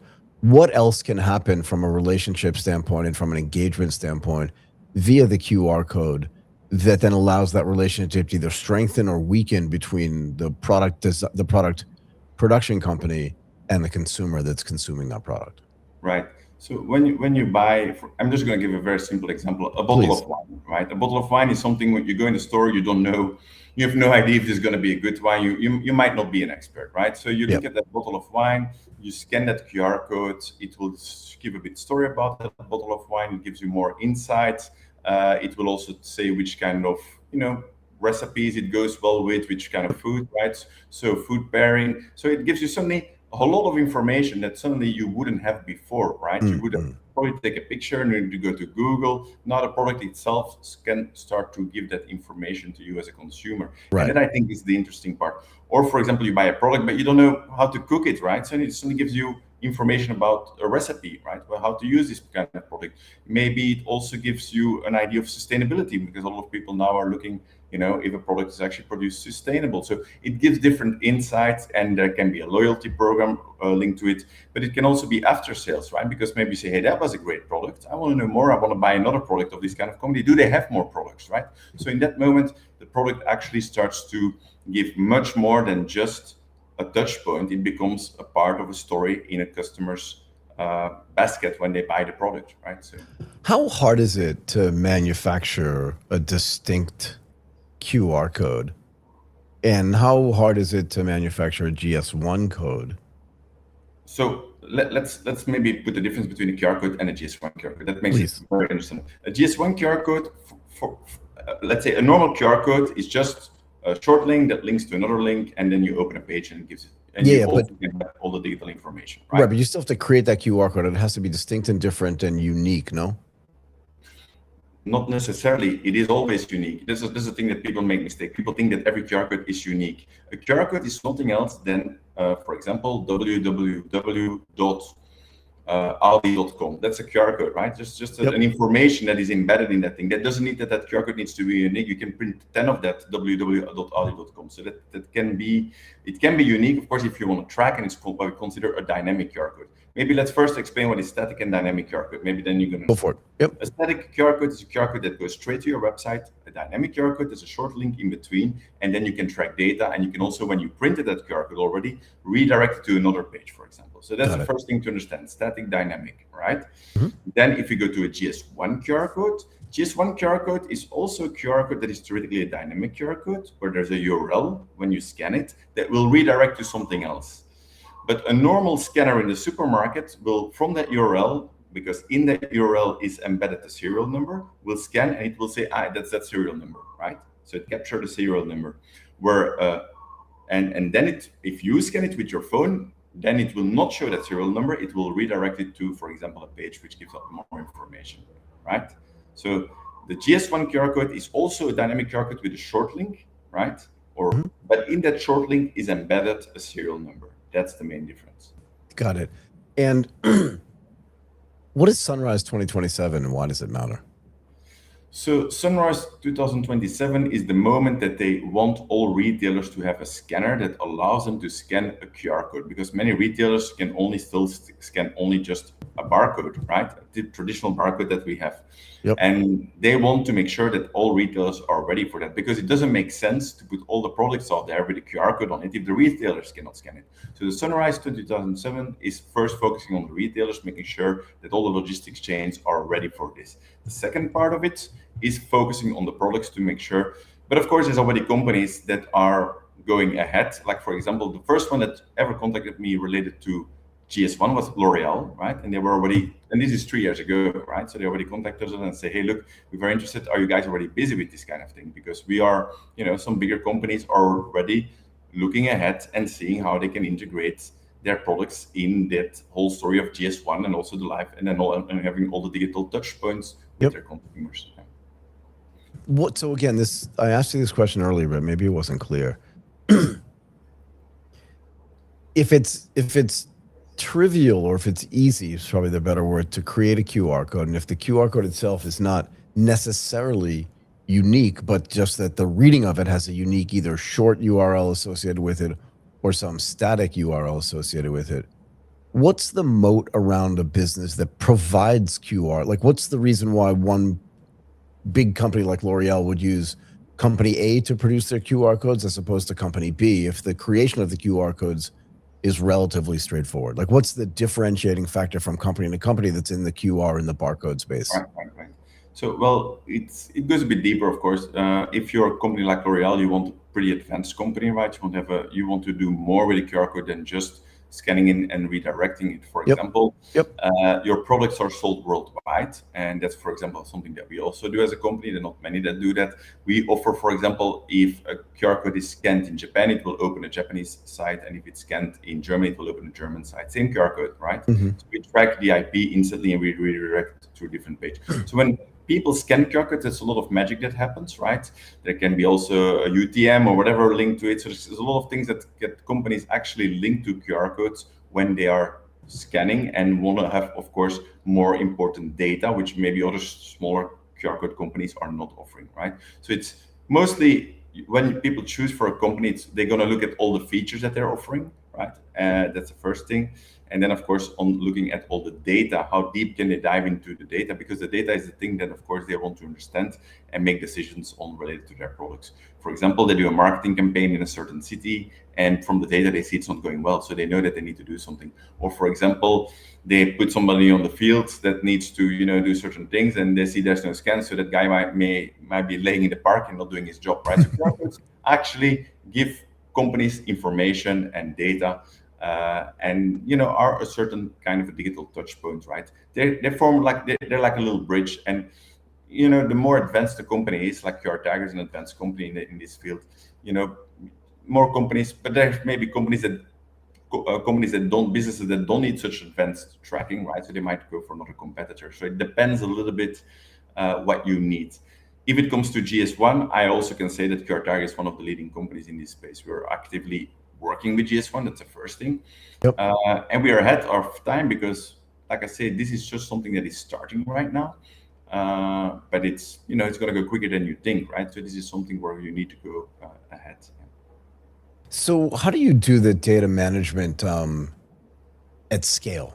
Do you know what I mean? All this data that you're gathering, how has it changed the way Qwen3 as a company actually has to do data management and then help their partners as well do data management? Because if that data is going to be one of the key differentiators, the management and understanding of that data has to be very important as well, yes? Right. So that's a good one. That's a feature that we just launched, actually, and that's we call it Senna. It's an AI, and this AI will, instead of clicking on every QR code and checking all the data, you can say how many of my QR codes have been lately scanned in New York City between that and that time, and Senna will give you a whole report with all kind of statistics and all kind of information. So we made, and that's very important because AI sounds like all very fancy and things. We also ask a question: where can AI be useful for our customers, right? And this is, for example, in data management, right? Because if you have 2,000 QR codes, you don't want to click them all, right? That is just too much work. And with an AI, it can give you that exact information of those QR codes that you're looking for, or the data that is linked to certain QR codes, right? And this is something that you can have in charts, in text, but you can even call with, like now we're having a conversation, you can even call with Senna and say, hey, Senna, explain me a bit more about my data, right? So this is the great thing about AI in this kind of thing, that it can actually help people dive into their data without doing all the hard work by clicking, for example, on 2,000 QR codes. What else becomes possible when artificial intelligence can be combined with whether it's a GS1 or just a standard QR code? Like, what else changes besides just sort of the data management or the data analysis side of this? Right. Do you know what I mean? Like, can you do some optimization? So like, what else is changing because of the AI? So that's the same. So that's asking ourselves the same, where can it be helpful for customers, right? I think AI, definitely when you scan a QR code, for example, if it's customer support or something like that, it can give you a more personal experience. AI is great for intelligence, but it's a QR code that will give you the context, and AI needs context to understand that you're scanning and that your car broke down in that road in Bangkok, right? Just to give you an thing, and then AI can be, of course, much more specific to give. How does the QR code know that your car broke down in Bangkok? Just be a little bit more specific. Right. So, for example, you scan that QR code, and this QR code will say, "I want to know your GPS location," because it's, for example, a QR code that is focusing on customer support for people that have an issue with their car, as an example. What else can it do? It can do, I mean, QR codes in general or GS1? Both. Both, and particularly when they're interacting with artificial intelligence. And the reason why I ask is because what's happening on the agentic AI side and what's happening on agentic payment side, I'm just curious. Like, I make all my payments through a QR code. I really do. Like, I pay for my BTS with the QR code. I pay for my motorcycle taxes with the QR code. I pay for my taxi during the rare times that I actually get into a taxi. I pay by QR code. I almost pay for nothing in cash. I rarely scan a barcode. So for me, my whole life revolves around some economic activity taking part using a QR code. Where does artificial intelligence come in to sort of the payment side, the agentic side of what a QR code can actually accomplish? And how are you implementing that for some of your biggest and most sort of sophisticated customers?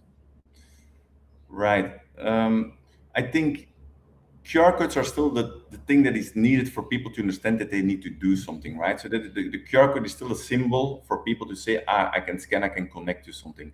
And then it's where AI can take over. And of course, so even let's say that our smartphones in a certain moment are an AI OS, right? And it will, for example, do a certain thing. It will still scan a QR code because it needs to have information. Then there can be a lot of information that comes from that QR code that offers different gateways, if it's related to payment, if it's related to ordering things, if it's related to, anything, right? So this is the thing where AI, of course, will be the smart tool that will make certain decisions based on the context that the QR codes provide. So there, I think, is the bridge between the QR code and the AI important. But it will not take away the QR code. So that's something that surely in the future we'll be able to scan, for example, a product by a picture, and AI can give you more information. That's already possible, right? Right. But it's still, if there's a QR code, then there is a bridge that you need to, there is an interaction moment that shows you that there is an interaction moment, right? And that you want to do something or that you have to do something. That's why that QR code plays an important role. Got it. But is there a fintech or a payment thing that's associated with as well? Like, are you working with any of the big payment companies that are starting to employ We're not agentic working payments with as well? anything related to payment. We're mostly on marketing, education, so not too much with fintech related things. What's the tipping point between when a company realizes, like, I need to have way more QR codes or way more GS1 than I already have? Do you know what I mean? Like, what thing has to happen for them to say, I need to be more involved here? Well, the interesting part is that, for example, that bigger companies are now hiring or creating a role related to GS1 in a company, right? Really? Why is that? Why is that? Because suddenly a product that was normally going through the shelves, God knows where, is now becoming a marketing tool. It's now something that can communicate with customers, right? And that is just a big thing.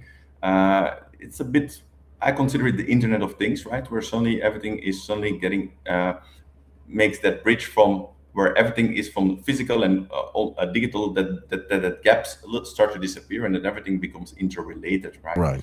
And that's a little bit what is happening. So that's why bigger companies are now having people in their company that focus, for example, on GS1. Definitely if you're in product, right? Because you just want to know more information from your customers, but you also want to engage with them, right? You have suddenly another new channel that you didn't have before. And it's an important channel because, there's social media, there's a lot of stuff out there, but your product is a great way to market. That's a thing, that's a very interesting touch point, right? Same thing for a restaurant, for example. What is the strongest touch point for a restaurant for marketing? That's the menu itself, right? Yeah, exactly. So this is certain thing where it doesn't really comes with a huge extra cost, right? When you already have a product out there, right? But it creates suddenly a huge opportunity to actually reach all your customers and get involved and do a lot of things with them, right? And that, I think, is the power of GS1 in general. Something that where some companies already were doing that, but now it gets standardized, right? It suddenly becomes, part of a bigger ecosystem. So one more thing, and then I'll let you go. You mentioned this from a marketing perspective, but how does QR code technology improve inventory? Does it improve supply chains? When you move beyond just sort of the pure marketing part of this, what other parts of the business can it impact at scale? Right. And then I'll let you go, yeah. If you look at GS1, for example, it serves, first of all, consumer side, but also logistics side. For example, it goes from manufacturing to retail. Just to put it in perspective, for people that produce as manufacturers, it gives you inventory and it gives you traceability and identification of a product. For retailers, it offers you inventory and it also helps at checkout, right? For marketers, it becomes a marketing channel, and then for customers, it helps you to give more information or get to services. But if you go back to the logistic part, a product might need to have a recall, there might be an expiration with it, there might be all these kind of things that you need to map out and to understand.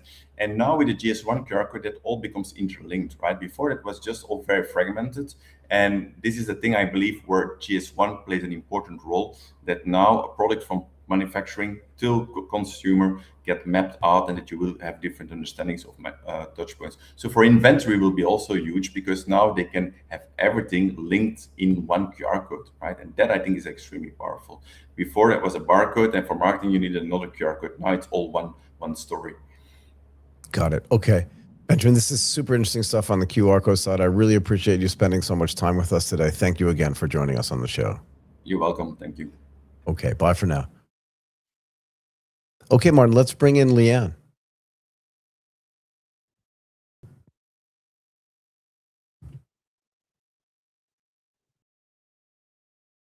Leanne, how are you doing today? I am doing super duper. It's great to have you here. Thank you for having me. It's great to be here. It's my complete pleasure. Look, we wanted to have you on because we want to talk about how smarter regulation and infrastructure can help energy businesses operate more safely, efficiently, and reliably. Maybe you could tell us a little bit about Energy Safe Victoria first before we jump in. Yeah, love to. Thank you. We are the Victorian state safety regulator when it comes to all things energy. So we regulate the safety of gas and pipelines, the safety of all the power lines, whether it's transmission or distribution, and we regulate other energy infrastructure like coal-fired power stations, other generation forms that are a bit newer, such as wind farms, solar farms, big batteries. We license all the electricians in the state of Victoria to make sure they're technically competent. And as well as that, we regulate electrical and gas appliance safety in Victoria. So we've kind of got a big remit, and I think about it from, the PowerPoint or the salt lamp in your bedroom, all the way up to the coal power generators in the Latrobe Valley here in Victoria. The other interesting thing, just for your listeners to understand, Victoria is one of the highest bushfire prone areas in the world. So we have had some very serious bushfires. People might have heard of Black Saturday, that have been caused by electricity infrastructure in Victoria, resulting in many, many deaths. And so a lot of our work is focused on making sure that never happens again. What causes the brush fires? Yeah, so it's a combination of things, particularly when there's intense heat, a little bit like what we've been seeing in Europe at the moment. So those intense heat domes, and where there's poor maintenance of electrical infrastructure. So what we can see is if there's poor maintenance, the cross arms that sit on the top of power poles, or the power poles themselves, or the power lines, otherwise known as conductors. If they're not properly maintained, they can fail and drop onto dry ground and cause fires. The other big cause is vegetation. So trees growing into power lines, they rub on each other, and that friction causes fires. And once you've got that tinder dry type environment, off the fire goes and is devastating. I'd love you to walk around some other places outside of Victoria and see what the wiring looks like in the city, but that's another topic for another time. Yes. How does technology, and it's kind of a broad term, right? But we can dig deeper into what that means in a moment, but how does technology change the way we look at and we approach electrical network safety, something I think people take 100% for granted? Do you know what I mean? Like, no one thinks, hey, is my light going to go on today? They just take for granted that that magic is going to work for everybody. How does tech change the way we protect the safety of these networks? Yeah, people do assume that, and perhaps we'll talk a little bit later around, we used to just be consumers of energy. Once upon a time, you turn on your PowerPoint and off it goes. Actually, that world has changed in itself. I'm sure many of your listeners may generate their own electricity these days through solar or wind or whatever, on their roof, or wind or whatever, and they're probably storing it through their batteries, or generating it through their electric vehicle and back into the home. So the whole environment has changed, and we can come back to that later. But go ahead. In terms of electricity networks, they're getting smarter, is what I would say. And I talked earlier around the Black Saturday bushfires. One of the things that happened in Victoria after that was a royal commission into what happened, what went wrong, how could this catastrophic event have occurred. And there was a whole lot of recommendations that came out of that royal commission. And one of those things included, we need to better protect the electrical networks from going into that failure mode. And so the Victorian government decided to invest a lot of money, we're talking over about $1 billion actually, into some technology that's called Rapid Earth Fault Current Limiter, otherwise known as REFCLs. And what that does is it detects faults and it shuts off the electricity feed straight away, so that the fault can't continue, there's no electricity generated, and nothing's going to continue to feed a fire. And so there were particular zone substations where the electricity emanates from that were declared to be the highest risk. And those RefCool, or that RefCool technology was put on those zone substations. What we've seen since they were rolled out, and the rollout's only finished in the last couple of years, but what we have seen very pleasingly is no fires on any of those RefCool protected networks that were designed to stop those fires occurring. So that is significant. So we've just had a big fire season in Victoria. I think there's another big one coming based on what we've seen in Europe. And none of those electricity networks caused the fires, and the RefCools were a big part of that. So that's one piece of technology. Yeah, I want to get back to other pieces of technology in a second, but I also want to make another point that it feels to me like there's an ROI associated with this as well, because you mentioned $1 billion investment. My presumption is that part of the argument or the conversation around, do I have it right? Is it RefCore or RefCo? REFCL, so RefCool. RefCool, sorry. Okay, I'm glad I asked. REFCL. Yes. But part of the ability to actually get that done was saying, if we spend this $1 billion, we'll save this amount of money. Do we get a sense for how much damage was being caused by these fires that the electrical system itself was involved in creating? You must have some data on what that was as well. No? Yeah, we would. I haven't got it off the top of my head. My apologies, Michael. No, it's okay. Yes, absolutely, because there was massive loss of property. For sure. I mean, think about what happened in the California brush fires last year. Massive neighborhoods filled with like very expensive homes and businesses were just destroyed. That's a multi-billion-dollar thing. And if there'd been some technology in place to say like, hey, there might be a brush fire tomorrow, why don't you you know what I mean? Or not let the wires themselves create the fire. Well, then that's a gigantic savings. Yeah. Absolutely. And what you can't measure is the intergenerational trauma that follows those bushfires, because people are devastated. They've lost everything they've worked for. They've lost loved animals. They've lost a whole lot of things that we can't put a number on, that, travels down through generations, and that's immeasurable from a cost point of view. Yeah. So one of the things you mentioned, and this is actually interesting to me as well, is what I wrote down was user-generated energy. I don't know if that's a term, but I just made it up if it's not a term. We'll call it UGE.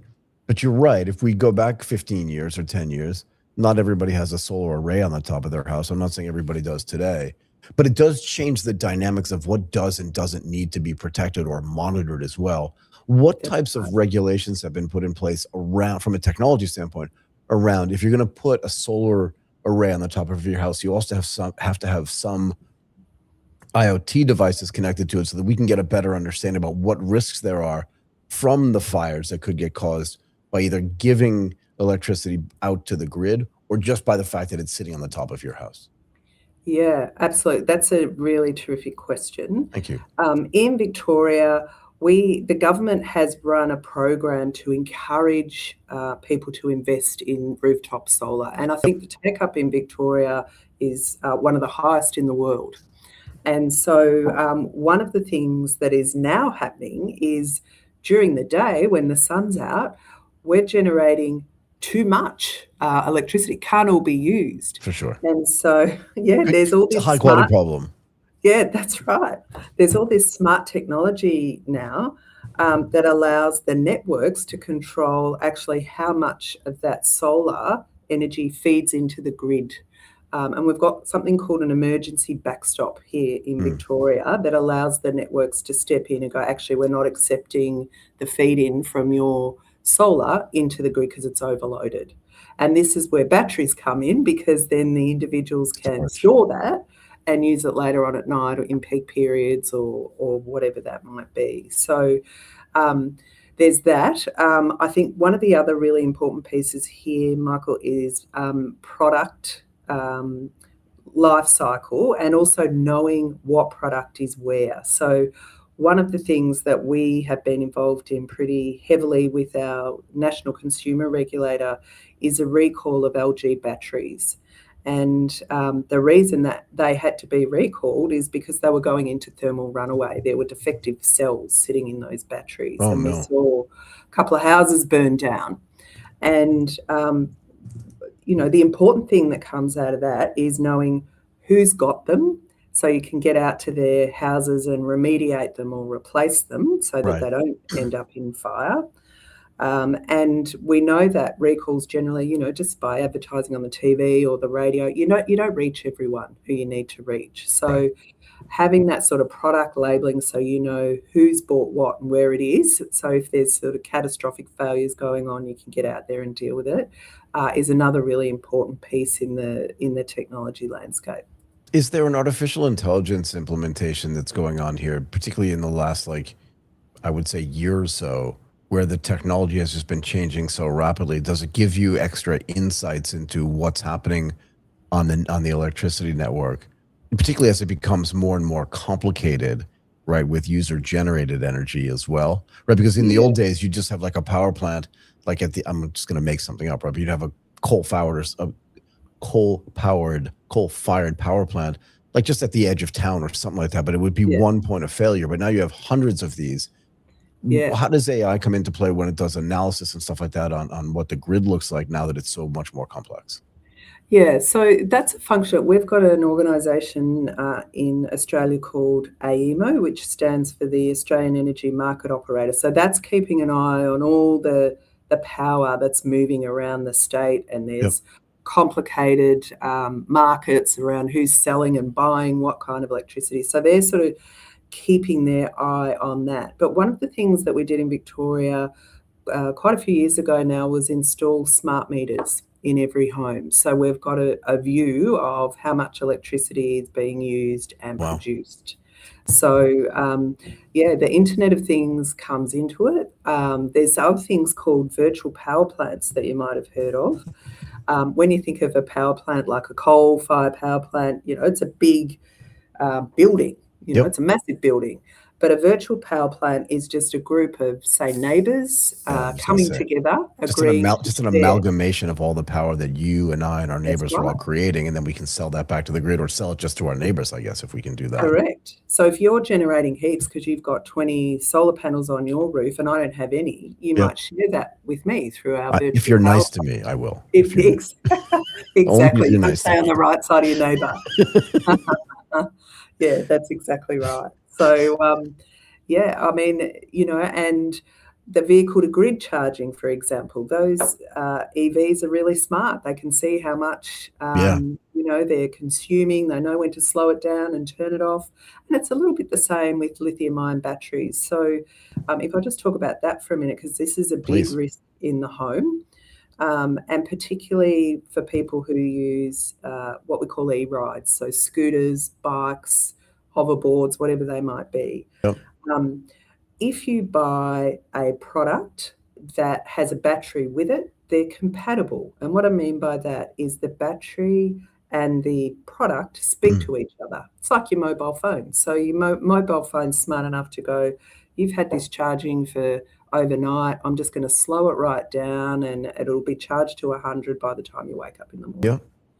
Where we see problems is people buying what we call aftermarket batteries, stuff that might have been modified or sold. So they don't have the same sort of interactive technology, communication technology inside the battery, so it's not as useful as a battery that knows what it's doing and can tell you what it's doing.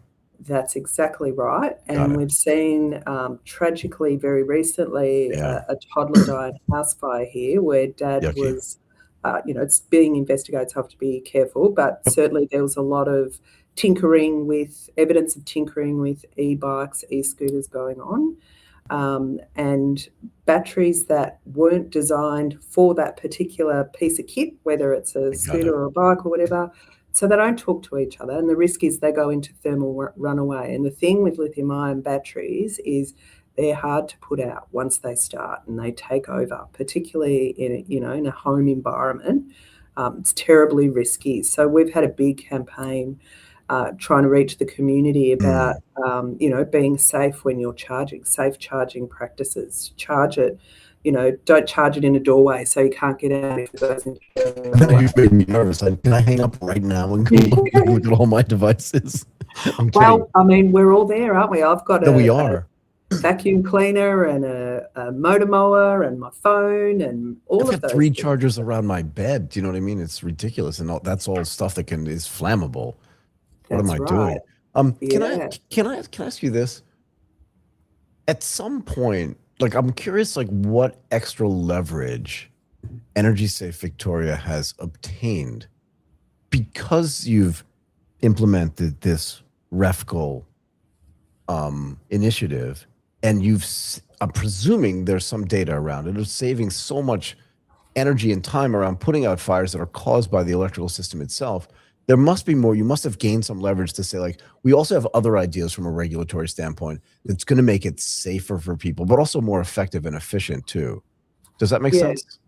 Yeah, absolutely does. And to give credit where credit's due, it was actually all the electricity distribution businesses that implemented it. We Sure. oversaw it and made sure they delivered it to the program, which they did. No one succeeds alone, right? So that's fine. That's But right. you understand the point, though, right? Like those people already had leverage, but regulators their leverage kind of sways at some point, right? And at some point it feels annoying to people, but as soon as you prove to them you saved their life, you saved them money, do you know what I mean? You saved all this other stuff. Now you have real leverage to say, like, oh, there are 3 other things we need to do, and here's why. Yeah, that's right. And if we just talk about electricity networks for a minute, and then I might come to renewable energy, Michael, but we're pushing those electricity networks all the time to make sure they're thinking about what are those risks and how are they managing them so they're reducing the risk as far as possible. And so we're seeing innovation. I met with one of them today, and we're seeing innovation. We've got some sort of they're called SWIR lines, single wire earth return power lines, and they don't have a lot of protection on them. So this particular distribution company is having a look at different and new technology that it's sponsoring. So if they see one of those lines break, they can turn it off. Like it will be like a REFCL, but just for the single earth wire return. So we're thrilled to see that because they're innovating and thinking. They're using LiDAR, which is, they use a helicopter and it takes images and it measures how far the trees are away from the power lines or if the power lines are sagging too low. And then they can get out there and go, right, we need to fix that. We can see we've got an issue. So they're innovating in a way that I'm really pleased about and using technology like AI to go through the images they're capturing when they use drones, for example, to have a look at the tops of their power poles or cross arms or conductors or insulators or whatever it might be. So that's terrific to hear. And I will say the electricity networks are very mature. They know what the risks are. Sure. And they know what they have to do to manage them. Where we come back to your original question around how do we sort of get the license to keep moving forward after the REFCLs is now we're looking at renewable energy in particular. So we've been doing a lot of work with the solar industry and the wind industry in particular. What we see in Victoria again is that bushfire risk. If you think about a solar farm, a big solar farm, commercial one, it's got millions and millions of electrical connections. So the odds are something's gone wrong. So, if that catches fire or whatever, how do you manage that? Because these are in rural areas and we don't want them getting into bushfires again. So we've done a lot of work with that industry, setting expectation around having mineral earth fire breaks around the inside and outside perimeter of the solar farm, making sure they've got mineral earth breaks and they're managing the vegetation so the grass can't get very high among the arrays. And we have seen this really take effect because we've seen a little fire happen in a solar farm last summer, but because they had all those controls in place, it didn't take hold and it didn't get anywhere outside the fire breaks.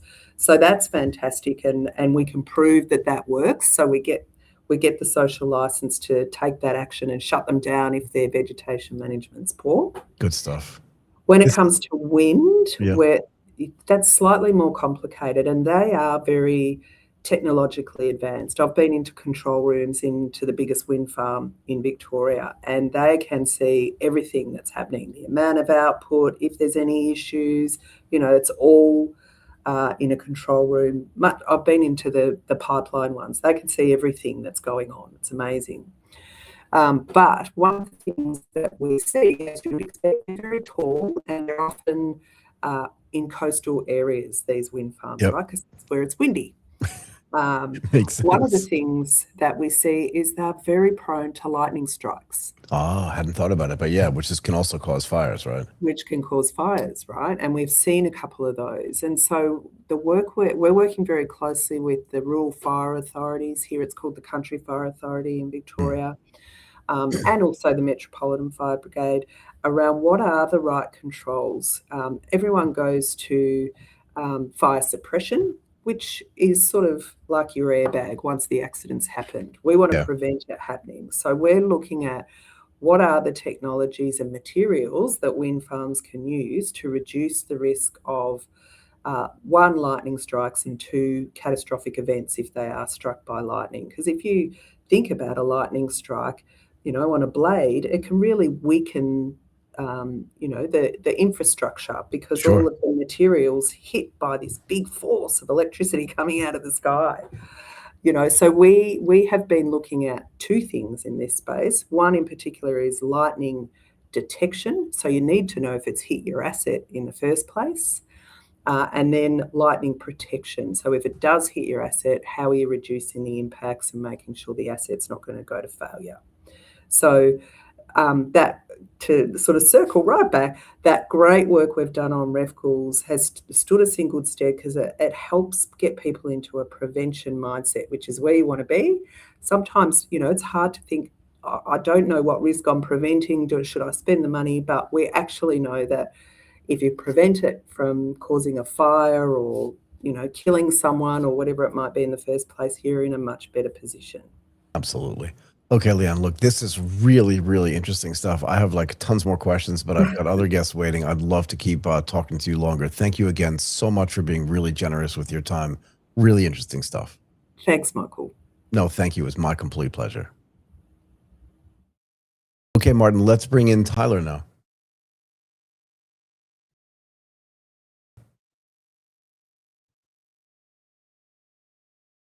Tyler. Good afternoon to you as well. How are you doing today? It is great to have you here. Thank you so much for joining the show. We wanted to talk to you about how cross-border technology ecosystems can help companies enter new markets and just turn stuff into commercial growth. Tell us a little bit, though, before we get to that, about Transfong Ventures. Yeah, of course. I'm a co-founder and COO of Transfong Ventures. So we are cross-border deep tech commercialization and tech company acceleration agency, or in that sense, boutique consulting firm. We get backed by both sides of the government from Singapore and various cities in China. And we do have an operational team in Chinese cities and Singapore, of course. That's why you may wonder a little bit why a firm like us have a COO. In a sense, yeah, we're a little bit special here. No, I'm not wondering at all, actually. It makes perfect, I wasn't even going to ask, it makes perfect sense to me. How would you characterize, if it's a venture company, how would you characterize the sort of way you guys invest, the things you're looking to invest in, and then how you handle the cross-border part of that expansion? Yeah, I answer the question one by one. I think the most important thing to clarify is that we do not invest directly. So we are not a VC firm in a sense. Good way to differentiate. Sorry, go ahead. No worries about that. I think that's a very easy confusion in the very beginning. It says ventures in the name of the company. So yeah, we used to have a license, but we don't really go to that direction. Instead, we still like what we like to do, which is to help companies really grow and market entry and accelerate them, especially for tech companies. So this is where we come from. And of course, we work with VCs and cross-border investors with the cross-border mandate mostly. And some companies, we also work with PEs or private investors. And by the end of the day, we want them to be successful, to cross-border in a more and more difficult world, especially for tech companies nowadays. So talk to me, let's just do a little bit of a definition, if you don't mind. When you just talk about a tech company, it's a very broad term. How would you define what that is? And look, there's always this definition of I don't know how to define it, but I know one when I see one. But you must have some sort of definition in your head as a firm about the types of companies you can help. What does that really mean? Yeah, I think it's a very good question. And of course, the concept and definition may be evolving a long time. For sure. But we always anchored very deeply between Singapore and China. So if you look at these two countries, Singapore has loads of innovation, talents, and global connection, but there's no market, or rather a very small niche market in Singapore. China has a huge market, lots of talents, but if you look at these two countries, a lot of things complementary, but there are something in common where the tech directions we are looking at.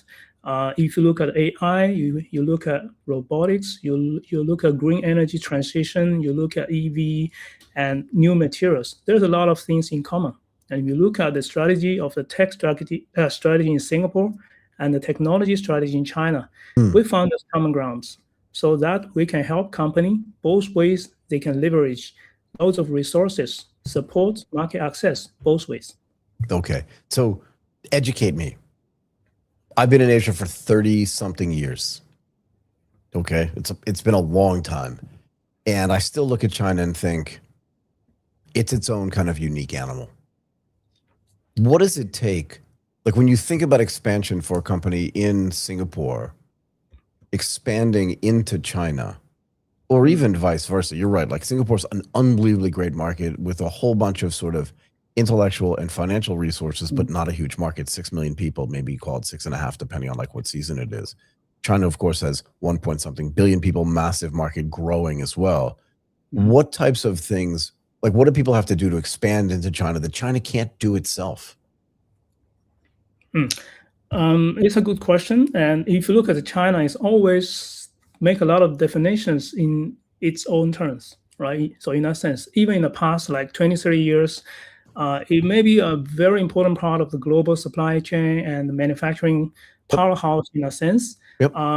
It's always a little bit different here and there. It's just people probably didn't really notice that or refuse to accept that.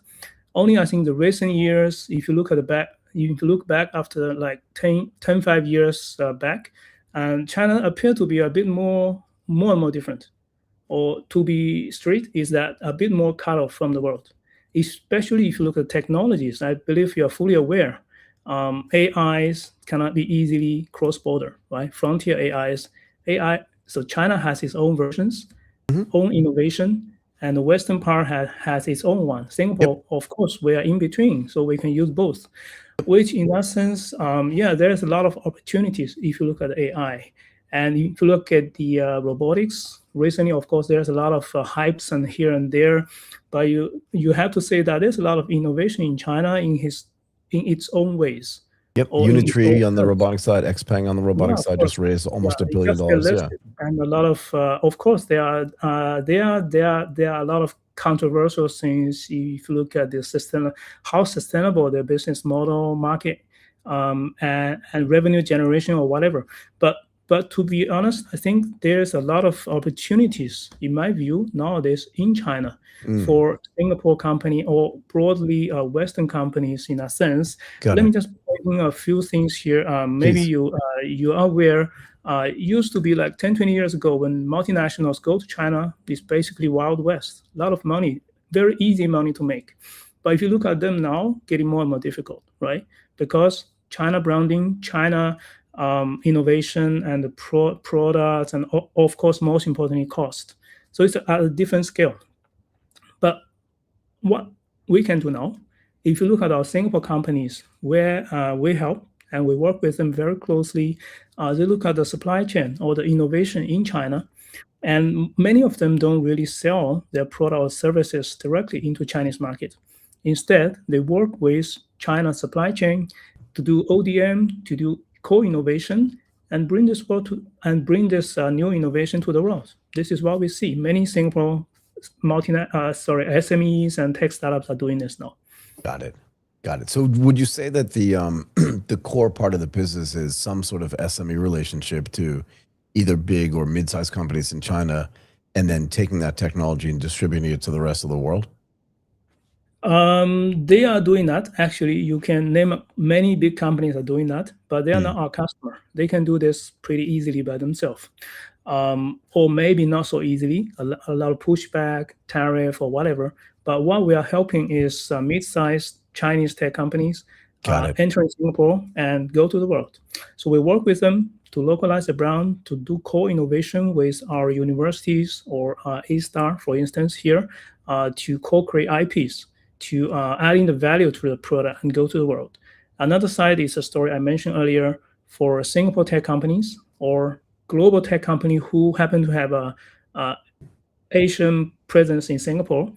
They use this route between Singapore and China to work with their Chinese suppliers, but not just a very simple OEM model. They work with them in a very sophisticated way to build a small research and development team, probably in China, and to work with them very closely. So instead of those big manufacturers or tech companies in China going out directly, we bring Singapore company there. So they work together and bring the innovative and nice product out from China to the world. What is the hardest part of doing that, of taking a product that's like in China, a small, medium-sized company, and actually getting that? Like, what are the things that people underestimate when they try to figure out, like, can we actually do this? You are referring to from Singapore side or from China side? Either side, really, right? Because I mean, obviously, the Singapore market's completely different than the China market, and China market's very different than the Singapore market. So there may be different things that different companies underestimate. But like when a Chinese company thinks like, okay, I want to use Singapore as a jumping off point for expansion globally, what are some of the tech companies that you've addressed right now? What kinds of things do they underestimate? Just like that, just how difficult they are. Yeah, of course. Like I said, China is always different in many ways, and the companies are quite different as well. They're very aggressive, fast-paced, and believe their technology is the best. For sure. And really, and in most cases, they're right. Yeah, but may not be necessarily the true. But many of them will never pay for a PowerPoint-based consulting report, right? Like in Western ways. I believe many companies are starting to face a problem, even in the Western part, unless you're McKinsey or whoever. But in general, in China, it's almost from day one, no one pay for that. They pay for outcome, right? So it's always taking a lot of educational process for us to tell them, yes, you have to localize first, and to put in the right IP and customize, of course, for your very different audience, which has a very different payment system, or login system, or the whole business culture is different. And they have to understand. In some case, for some companies, they just never understand that. Then we have to say goodbye to them. We can't really help them, right? But they are successful cases. Yeah, we managed to work with them together. They understand, they localize, and they sell very well in Singapore, and more importantly, outside Singapore, in Southeast Asia, or maybe in more advanced market, Australia, and some of them sell to a Middle East or maybe even Europe. How do people underestimate the difficulty of payments, right? So if you're in China and you go from like one province to another or one city to another, the payment system has to be pretty well integrated, right? And it's very, very automated and technologically advanced, for sure, right? And of course, if you go to India, there's UPI and stuff like that. And in Singapore, I believe it's paid now. Do I have that right? It's our best to standardize a pay now. Yeah, it's still a painful process. But it's still a painful process. So like, how do you work with companies like that? Because if you could have the greatest product in the world, but if you can't get paid for it, it doesn't really matter. How difficult is the payment process that people misunderstand, where they're like, oh, this was so easy at home, but now really hard abroad? Yeah, I think for payment itself, from the technical terms, I don't think there's a big problem. Actually, there are many innovators or players around here. You talk about like Air Wallets or similar cross-border payment system like them. They are doing pretty well, and they also have their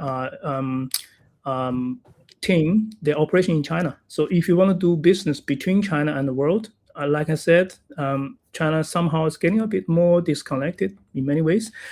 You really need to have some operation there. If you have a team, you have your people, you know the way you yourself is compliant within China, compliant outside of China, then it's fine.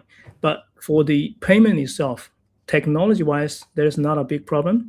In the Western world, we all use credit card system, which is well connected. And in China, of course, they have their Alipay or whatever payment. And but those big players, if you look at Alibaba, they also pretty international. I'm very thankful to them. Actually, when I travel in Malaysia, in Thailand, in a few countries now, I can actually use my Singapore Pay Now system in general. I scan the QR code. Can you? It's not Pay Now system. It is actually Alipay International. I think they call it Alipay Plus. Somehow they build a Southeast Asian network, and a few wallets, e-wallet in Singapore, they plug into the system, and automatically you top up the e-wallet in Singapore. Then you can pay seamlessly in Malaysia, for example. So nowadays, when I travel cross-border to Malaysia, I rarely bring the paper banknote anymore. I never do. As a matter of fact, when I'm in Singapore, I can't pay with cash. Like I go into a restaurant, they're like, we don't take the government's money here. Have you ever been in China? I have, but not since 2017. So it's been a while. Yeah. I think nowadays is almost zero chance to accept. They probably still accept, but they don't like it. So they don't have changes. So you give all the rest as tips. Can I tell you exactly? Can I tell you a funny story? Then I'll let you go. Yeah, of course. I was in China in 2017 as a KOL for Huawei, and I was in Shanghai. Unbelievable city. I love Shanghai. Yeah, but the previous time I was in China was 1992. Wow. Yeah, wow is right. So you know this. We should somehow tell the audience the difference between Shanghai in 1992 and Shanghai in 2017. Yeah. So I've seen that difference. Amen. Yeah, of course. Yeah. But China is so evolving. It has its own problem nowadays. If you look at the property and a few other things, but still in many ways they are innovating. So I think, Michael, if you have a chance next time, try to be in China. And don't worry too much about the payment. You can. I'm not worried about it all. And I will tell you this too, Tyler. Like the times that I've spent in China have been some of the most amazing trips of my whole life. I have not had one bad experience. And whether it was in 1991 when I went, in 1992, and then 25 years later in 2017, just a fabulous, fabulous experience. So yeah, I'm not going because I don't like it. I'm not going because I don't have the chance. So fair enough. Okay. Yeah. We can, out of this conversation, I share with you a bit more info about our immersion trip, our tech immersion trip, and probably you want to join on next time. Awesome. I'd love to know more. Tyler, thank you so much for spending so much time with us today. There's a longer conversation to have. You're welcome to come back. I'd love to have a longer conversation with you and the team at Transfong. The pleasure is mine. Thanks for having me here. It's my complete pleasure as well. Thank you so much. Okay, bye for now. Yeah, bye for now. Thank you. Okay, Martin, let's bring in June.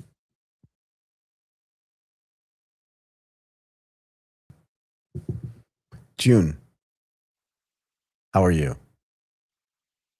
I am super. Let's keep the energy level high. I love it. Well, I'm nervous. I'm going to be very honest about it. So why? Yeah. Well, first time I'm on screen. I typically am behind the screen even for my entire career. So yeah, you can imagine. So don't worry about it all. Just don't worry. No one else is going to see this except you and me and the 50,000 other people that are watching. No pressure. Absolutely. So don't feel any pressure at all. It's great to have you here. And I mean this sincerely. Like, thank you so much for spending the time, for taking the time to do this. Obviously what you're doing is it's right in the center of everything that's happening right now. So it makes it really important. We wanted to talk about how AI data and data licensing turns proprietary data into a new revenue stream for businesses. Like the more I think about it, the more I really want to talk to you. Tell us a little bit more before we start about Protege, and then we can jump right in. How does that sound? Sure. Protege is a 2-year-old US-based high-growth startup. We are backed by A16Z, so Andreessen Horowitz portfolio company. We've been doing really well. We started originally in the healthcare space, so that speaks a lot about our ability to deal with confidential data. Yep. And over time, we have since expanded into multiple different spaces, such as physical and spatial, company workflow data, benchmarks and evals, video space, audio space. It's a lot. So I'm part of the partnerships team, and we are tasked to source real-world rights-cleared data from so many different sources, so many different types of industries. It's exciting, but also, there's so much about the AI industry. It moves so fast. Literally every other week, we are learning something new about what new data is needed to solve what new problem an AI model has. So just work with me on this. And remember, like, again, and I mean this seriously, I don't know is always an okay answer because I don't know the answer to everything either. So don't worry about it. But I'm curious about this. I feel like we've reached a point from the large language model perspective, and frankly, from, I would say, every sort of existing type of AI model. I mean, we create new data every day, but like the existing data that's out there that's publicly available on the internet, I feel like it's all been scraped. And, you know, you do see Anthropic and you do see OpenAI doing this book reading stuff, but Google's been doing that for years as well. How important is it for companies who look at their proprietary data and say, this data can't be scraped because it sits internally to our systems? How do we evaluate which of that data is either A, valuable, or even valuable enough to share and get paid for, or B, too valuable, so we don't want to share it at all at any price?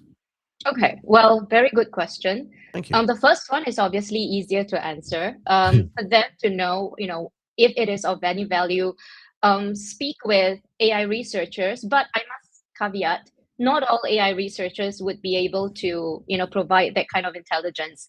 Our Protege researchers literally sit next to the lab's researchers, so we have first person point of view insight into what kind of problems they have and what data is needed.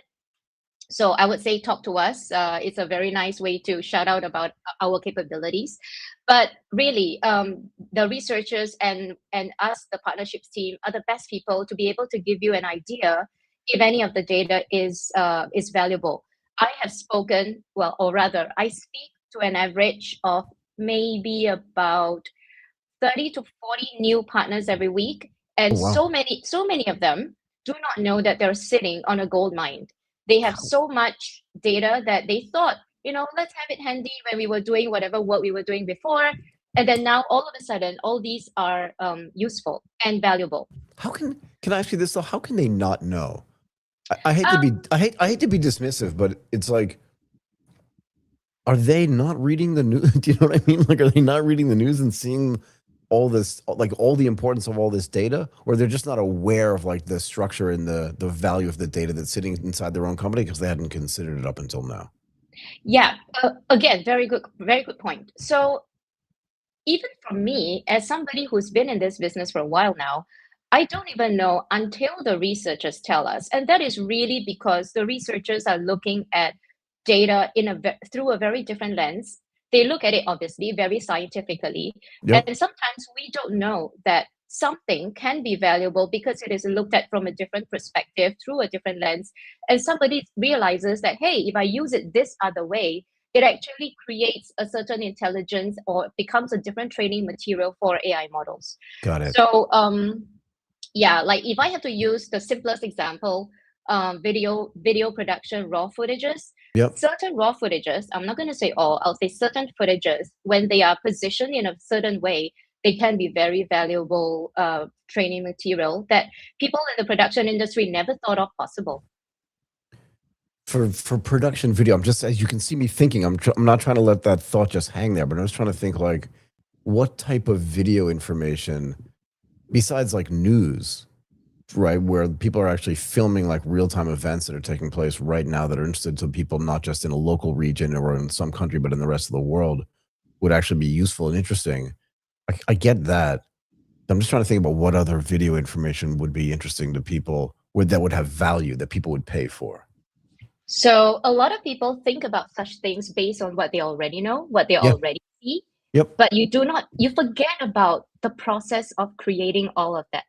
All of that is important. So again, back to the video example. Yep. Multi-camera raw footages. When you shoot a particular scene with 3 different cameras placed at 3 different angles, because you wanted to capture the different facial expressions of the talent that happens at that point in time. You don't want them to have to retake it, 3 times and then they look a bit different each time. Right. So with multi-cameras, when you produce a show, you actually use multi-camera for that purpose. But when it comes to training AI models, you actually want the multi-camera footages of that particular moment because it teaches another type of model how to think about angles and 3-dimension.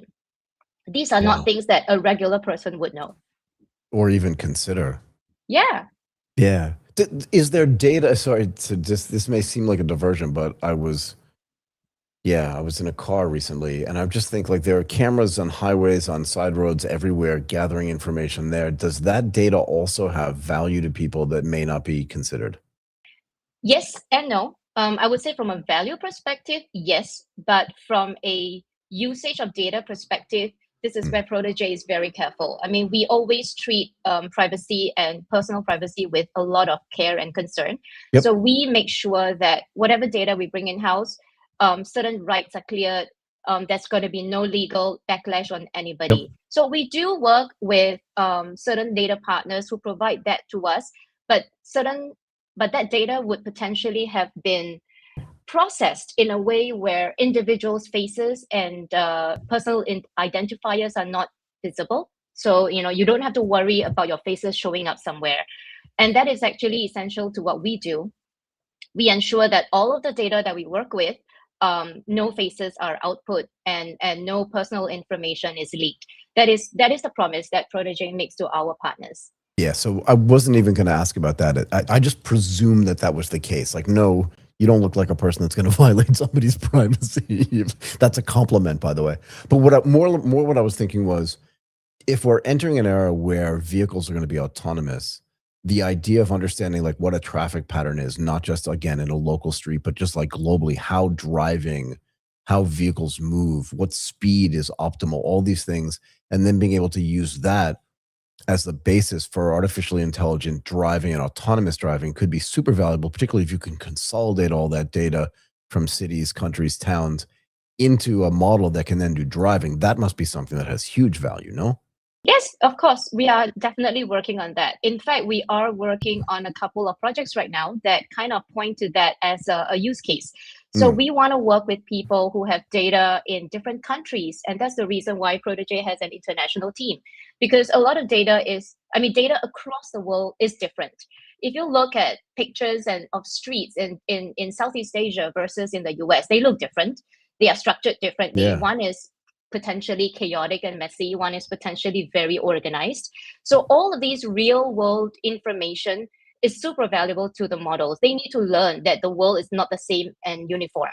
Yeah, for sure. I mean, for those of us that have lived overseas for most of our adult lives, we know that things are not the same in every country. But a lot of people, I would presume in the United States, just presume like if it happens in Boston, it happens everywhere in the world. I don't mean to make you laugh, but tell me I'm wrong. Tell me about, again, I mentioned earlier, right, that I feel like all the sort of scraping that's been done for existing data that's publicly available has already been done. We create new data sort of every day, so that has to continue. But the bulk of it's probably already been done. Why is licensed real world data now becoming a bottleneck? Is it hard to convince companies or individuals or entities that like the data that you have not only has value, but can be used in a way that's anonymized so it doesn't ruin your own proprietary use of that data? Yeah, I mean, for sure. I mean, as I speak to them every day, the concern is always they are worried about their proprietary information being leaked. Competitive advantage, could be compromised. And I totally understand and agree with those concerns. I think there also needs to have a conversation where well, maybe not me, I'm not the researcher, but I think this is something a researcher can provide to help them really understand that potentially trading on these types of data need not compromise their business. It could actually potentially help them be more efficient, productive, potentially. So I mean, that's my personal opinion. And I strongly feel that as companies increasingly become a little bit more open to the concept of making their data available, they could start reaping in, effects that's positive for them in the long run. Yeah.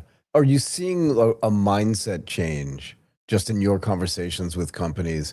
And are there specific, in the sense that like, I didn't realize we had all this data, but now would there may be a way to monetize that data?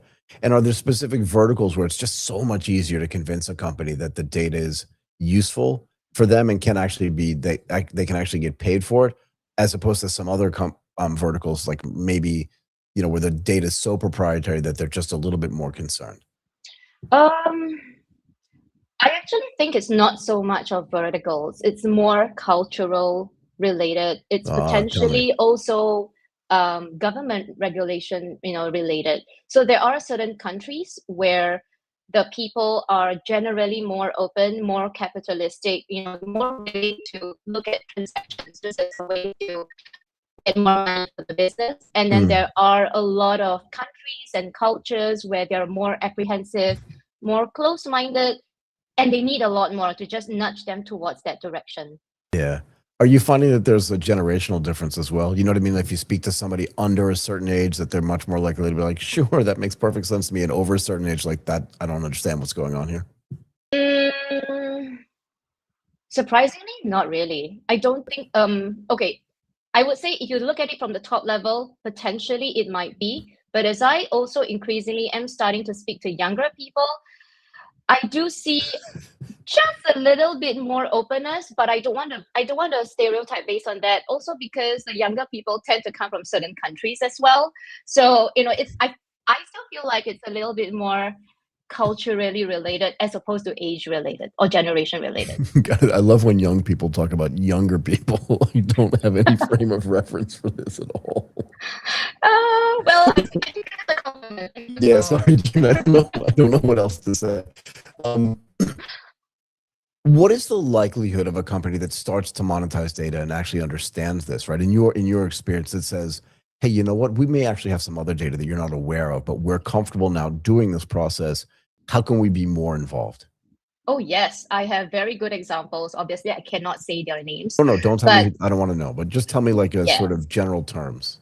Yeah, so I have companies where they started with us originally for one type of data, and they see the potential. And the reason for that is because as a company, we believe in transparency. So we keep very close contact with our partners. We let them know every step of the way what's happening, and they see the progress.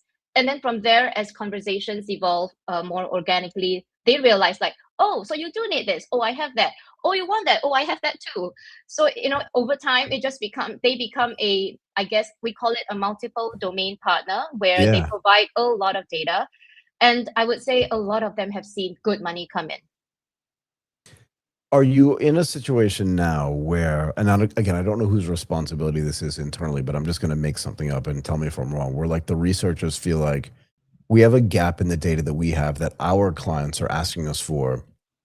Can you go talk to company A, B, C, and D in your region to get that data because they know that a company that does sort of whatever X is will be producing that data and may be able to monetize it? Do you know what I mean? Is it that level of proactivity internally where they're like, June, you need to talk to XYZ because they have this thing and we need it? At this point, we call this sprints, and we do that quite often. But perhaps for the researchers, they don't particularly identify the companies. They know that there is a type of data that we need to get, and then it's down to us to go find those companies. So it is very common. We do that every day. We sprint for client requested data or researchers requested data every other day. Yeah, I mean, you said you talked to 30 or 40 different companies or different people a week. I can imagine, like, only because there's not enough time in the week to talk to like the 41st. Yeah. I can't imagine when you sleep. How do your clients think about pricing, right? In other words, it feels to me like the data that you're accessing is like an illiquid stock where you kind of don't know what the value is, or I wouldn't know what the value was. I used to be in the stock market. That's why I use that as an analogy. Where like if the stock hasn't traded in 4 months, I don't know what the real price is. I just know what the last price is. But in this case, there may not even be a last price. There may be a comparable price, right? So another company with similar data. But how do you know how to price this stuff? And what is that negotiation like as well? Sure. Very good question. And I think the way you described it is appropriate. So comparable price. Obviously, we always start all commercial negotiations with that. I would say, okay, on one hand, we bring our partners and our clients on the journey with us. We help them understand the rarity of certain data sets, how difficult it is to even source them, and why we are asking for a particular price. And of course, we will come back with our justifications for why we think this is reasonable. And then obviously you do the whole tango with the client. They tell you they have a budget. And then you negotiate commercial skills, coming to the top. So that's how it works. And at the end of the day, to a large extent, the big tech companies do have a lot of influence over how much they want to pay, but they're also reasonable. So a lot of them are our repeat clients, and they appreciate that we are working really hard to get them very rare data sets. Yeah, I mean, I have to presume that if you look at just the capex that some of the biggest lab companies, whether it's whether it's Meta saying they're going to spend somewhere between 135 and 165 billion dollars a year, right? And most of that is probably on the physical infrastructure, although some of it's on the software side. I have to presume that they allocate some of that money to the data acquisition that they're doing, that the people that are selling the data, like it's unclear to me who has the leverage. I'm not asking you to define that, but it feels to me like there's so much money sloshing around the AI space right now that the people that have the data actually may have more of the leverage than the people that don't have the data. Oh yeah, for sure. I mean, yes and no. I would say if you're trying to think about it from the perspective of I have the data, you want the data, you agree to my price or I walk. Right. That may not always happen all the time. Also because on the other hand, the end clients are, oh, if you don't want to give it to me, I'll find it from somebody else. And the Protege partnerships team is very resourceful. We will find that somebody else. But again, if it's proprietary data, is there always somebody else out there with that data, you think? I would say as a type, potentially. And the researchers are potentially also very resourceful, and they'll say, if we cannot get it from this particular company in this forum, we can find another option in a slightly different forum that would also have the same training ability as what we originally wanted. So there are options out there. Got it. And you mentioned sort of the cultural differences between people. Are you finding that you're in Singapore, yeah? Yep. Are you finding that in Southeast Asia, just in general, that there's more reluctance, less reluctance to share data? Or is it so country specific or so company specific that it's hard to generalize? Well, initially, I did think that Southeast Asia was reluctant, but over time, I've actually had a lot of success in this region. So I think it is more company specific. Potentially could also be industry specific. Okay, that I don't have enough data point to confirm, but that's just okay. A hunch. Yeah. What separates data that actually has value? Do you know what I mean? Like, how do you know if data has value? Do you have companies coming to you going, hey, we've got all this data, what's it worth? And you're like, not really that much. Do you know what I mean? Like, how do you know? Yeah, we do. I mean, unfortunately, I've had to say thank you very much to a lot of people. And I've got drawers full of data. I'm thinking about selling you right now. No, I'm kidding. Go ahead. Yeah. So in AI training at this point, where the models have already had a base level of intelligence, we're looking for what we call multimodal data with a ground source of truth. So if you're coming to me, again, using video as an example, yep. If you're coming to me with tons of video footage as is, I would say the utility of that data is potentially a lot less than somebody with video data that comes along with some sort of script, storyboard, or some sort of human source of ground truth. So you and I both know hallucination, something that has popped around everywhere for a while. Yep. So the models were hallucinating because we were training them on one set of data. But now, as we go further into building their intelligence, when they have a source of ground truth, they are hallucinating less, because when we feed them both or multiple sources of the same data displayed in a different forum, the model is able to cross-reference each one to then understand, okay, if I see this, I think this is it, and I check against it, and I'm sure this is it. So this is how it reduces hallucination, and the model gets smarter. How much model testing do you do? I mean, I know you're not a technologist per se, but as a company, you must use multiple models to take a look at the data and, again, make sure that it's appropriate for the type of usage that your clients are considering. I feel like newer and newer models get produced every day, and I'm curious, just your opinion as to whether you think those models themselves have more value or the data that's actually getting implemented in those models have more value. Okay, this is a little bit outside of my scope, but that's okay. Never mind then. Don't even answer it then. I'm just curious, right? Yeah, don't worry about it. Okay, sure. I mean, what I can share is as new models come around, Yep. they still need to go through the training process. So from pre-training to post-training and fine-tuning. And towards the end, it becomes a loop. They're constantly training. So I mean, obviously, over time, the training methods evolve and researchers get better at training the models. So maybe what it means is, it's not that they're smarter, it's that they are becoming smarter with through a different type of training data, or just better training process. Got it. What type of data is out there that you think that people don't understand has value, but has way more value than they would know? Do you know what I mean? It's almost asking me to predict what is going to be the next new thing. Is that what I just did to you? Something like that. Okay, one philosophy. I'm just curious, like, what excites you? The real question is, like, what excites you? Like, when you find somebody and you're like, oh no, we really need that. Like, what is that? Is really the better question. Do you know what I mean? Yeah. We think about data from the perspective of the Foundation Labs models, and we think about it as frameworks. What can we provide to them to help the models be smarter in whatever way it is? It may not be domain specific. It is potentially the backbone of what that thing is, like a skeleton. I don't need the meat. I just want the skeleton. And from that skeleton, it can repeat and train the models, and it can put different sorts of meat into it to, so it creates different sort of beings, for example, if you get my analogy. I do.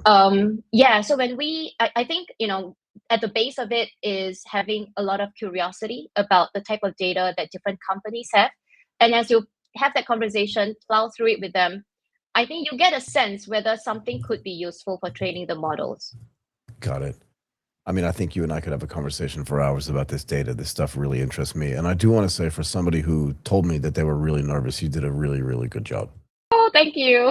I still am nervous. Why are you so nervous? You were really good at this. I don't know. Here's the way you have to look at this. You have conversations like this every single day. The only difference is they're not recorded. True. So you just have to think about it in this way of just like, I don't care if anybody's like, if we were at a coffee shop and the table next door was listening to us, you wouldn't be nervous. You would be proud, because you're proud of what you do and where you work. You just have to think about this the same way. Does that make sense? True. Yeah, absolutely. Well, thank you so much. That's great advice. You were awesome. Thank you so much for taking the time to do this. I hope you feel better now than you did at the beginning. Of course. Oh, huge sense of relief. Thank you, June. Thank you. Bye-bye. Okay, bye for now.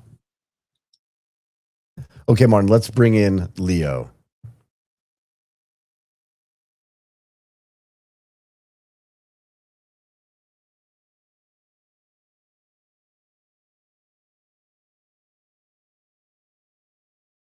Leo.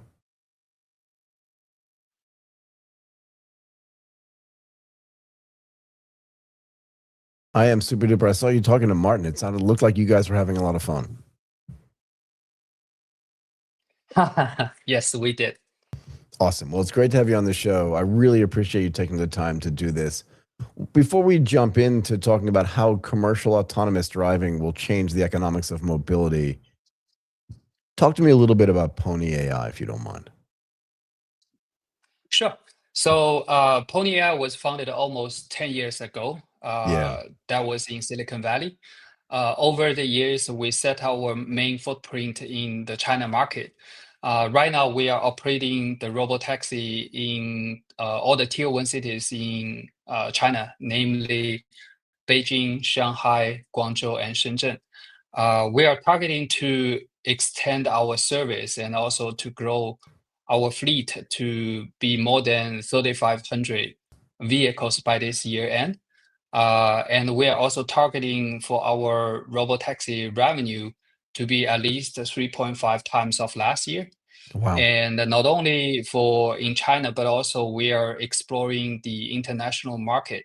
So our plan is to deploy our vehicles to be more than 20 cities, including the China market. And, overseas market by this year end. So definitely it's a year of growth for us, as we can see that so pretty much like, it's a robotaxi company now is doing deployment, providing to more and more people around the world. That's our vision. It's autonomous driving mobility everywhere. Does Pony build its own automobiles, or do you license or get cars from other people and then retrofit them to use your technology? How does that work? Yeah, that's a very important question. We don't build the vehicle. Instead, we have a so-called co-development business model with the OEM. So for our latest robotaxi, we call the Gen 7 robotaxi from Pony. We have 3 vehicle models. Basically, these vehicle models are using the same autonomy hardware and software that are defined and procured and provided by Pony. So the OEM, they are responsible for a base vehicle. So for Gen 7, we have a base vehicle coming from the Guangzhou Automobile Company. The second one is from the Beijing Automobile Company. And the third one is from Toyota. Basically, these vehicles provide the basic function, but the autonomy is provided by Pony. And these vehicles are being produced at the factory of the OEM. So the OEM is basically responsible for the base vehicle and manufacturing, and we are responsible for anything related with autonomy. So do they build specific cars just for Pony to use, or is it just that they take an existing model that they have that Pony believes is going to be the most efficient, and then they attach the Pony technology? And when I say attach, I don't mean physically attach, although maybe they do that. But then they integrate the Pony technology from a software and hardware perspective into kind of the vehicles that Pony agrees are acceptable, or do they build very specific vehicles just for Pony? Do you know what I mean? Yeah, it's actually a kind of like the second one you asked. That's they typically have a base vehicle, which they have the dimension. They have a basic personal car version. Then on top of this personal car version, we told them, okay, we're gonna make it autonomy. Right. So we could add a lot of sensors and hardware that are specifically designed for autonomy. Then we provide all the spec, and we also ask the OEM to integrate it into the vehicle body. So the integration is done by both companies' engineering team. Once this is all set up, then we place the order to the OEM, the car manufacturer. And once they got these orders, they produce this special version of the vehicle out of their assembly line. So kind of like, it's co-defined, but again, it's a special version out of the existing vehicle model. Interesting. Super. I want to ask a related question, if you don't mind. And it's more just about progress and the speed of progress. Sure. I'm sure you've been following some of the World Humanoid Games that have been taking place in China. And one of the most well-reported things was the 100-meter sprint. And in 2025, the time was 21 seconds, 21.5 seconds. And in 2026, the best time dropped to 8.86 seconds. It's just so much faster. And I would make the case to you that an autonomous vehicle is at least tangentially related to an autonomous humanoid robot, just because they're both at some level, right? There's some artificial intelligence software in there. There are sensors in there as well. Yeah. How fast would you suggest that the technology is changing? In other words, has there been not as much, but similar types of development in the tech that runs the 2025 Pony versus the 2026 Pony? How fast is that development taking place from a hardware and software perspective? And is it accelerating as well? That's actually a very interesting question. Actually, you have quite insightful to put in this sense, because as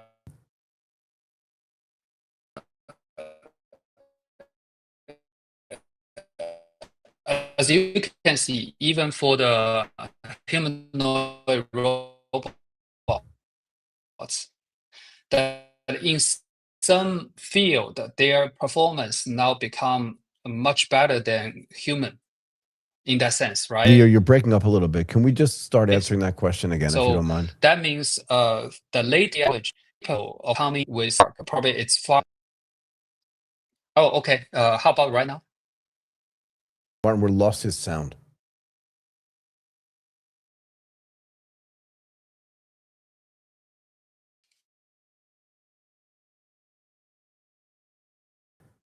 Leo, can you hear me now?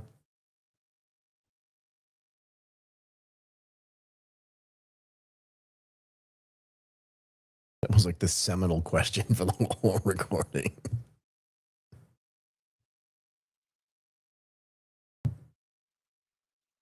I'm still live, yeah. So obviously this stuff that's going. So the point that I was trying to make, and for the viewers that are watching, like the point that I was trying to make here is that the development in the humanoid robot space is just accelerating so fast, and it's also very exciting for people to watch. And I do think there's a very strong relationship between what's happening in the humanoid space and what's happening in the autonomous driving space. Because if you think about it, both of these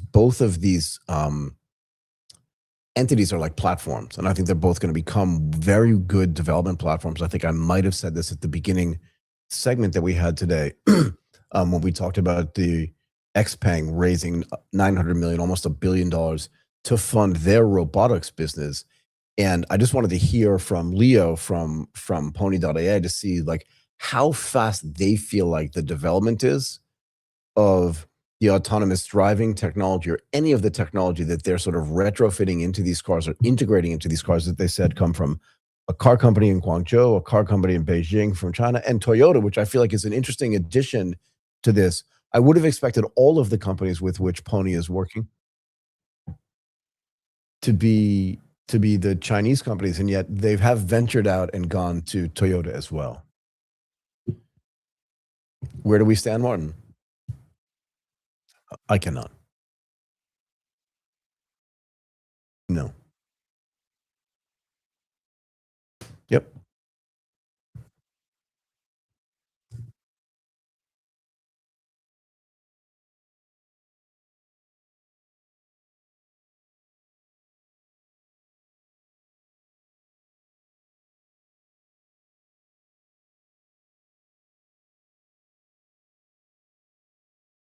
I'm trying, yeah.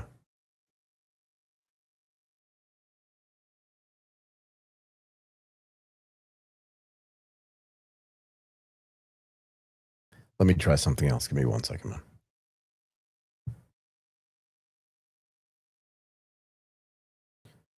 I know what's going on. Give me 1 sec.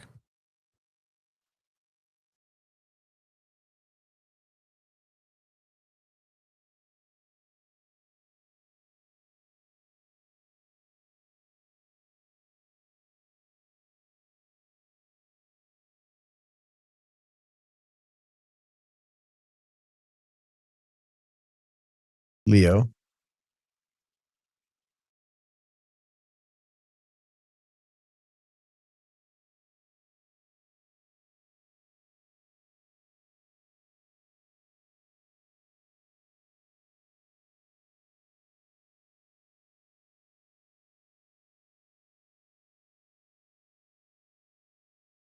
I can. I know, it's kind of funny.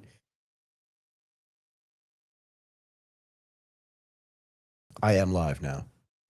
We are just waiting for Leo to come back in. I at least want to get him at least to try to answer this. He seemed very excited about making that connection, and that the analogous connection between what was happening in the humanoid robot space that we talked about at the World Humanoid Games and the progress in the speed differential that I mentioned before.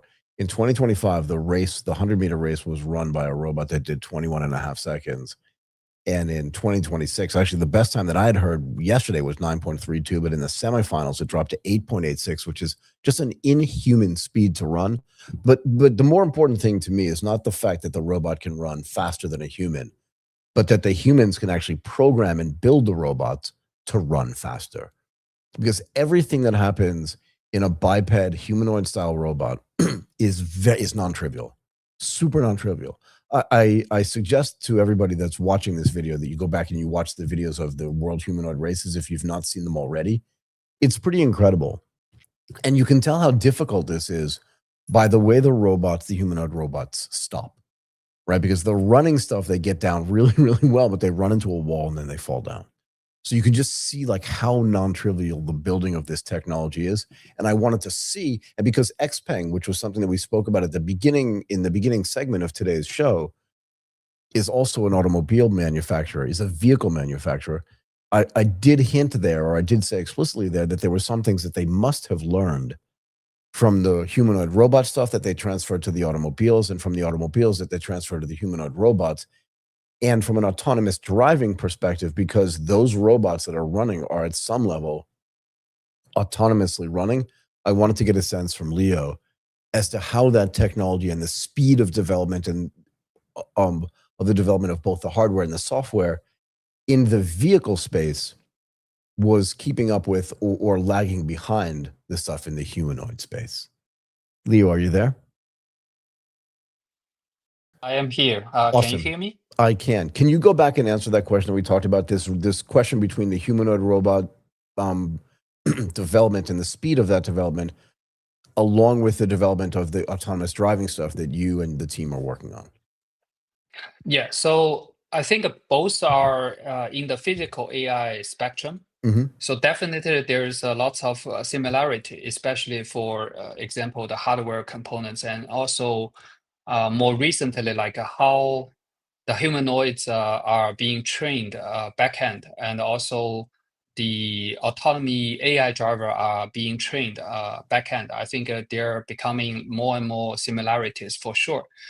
So definitely there's a certain kind of iteration that can be achieved in autonomous driving, can also be achieved in the humanoid robots. The example you mentioned, for example, the 100-meter sprint, that kind of records, that means possibly for physical AI, if you are targeting at a certain metric, if you train that AI well, that combined with hardware, it's possible that the robots or the autonomy vehicle can perform much better, multiple of a human's performance. That's, the 100 sprint is a very vivid example. I think that's also true for autonomous driving, because if you think about autonomous driving, you need to be multiple of safety performance. For sure. Then you will be getting the acceptance of public, allowing you to carry passengers, and more people will become repeated user. So in that sense, like safety, you must reach a magnitude better than human driver. Then in the autonomous driving, you can really scale up. That's the reality, and that's the requirement.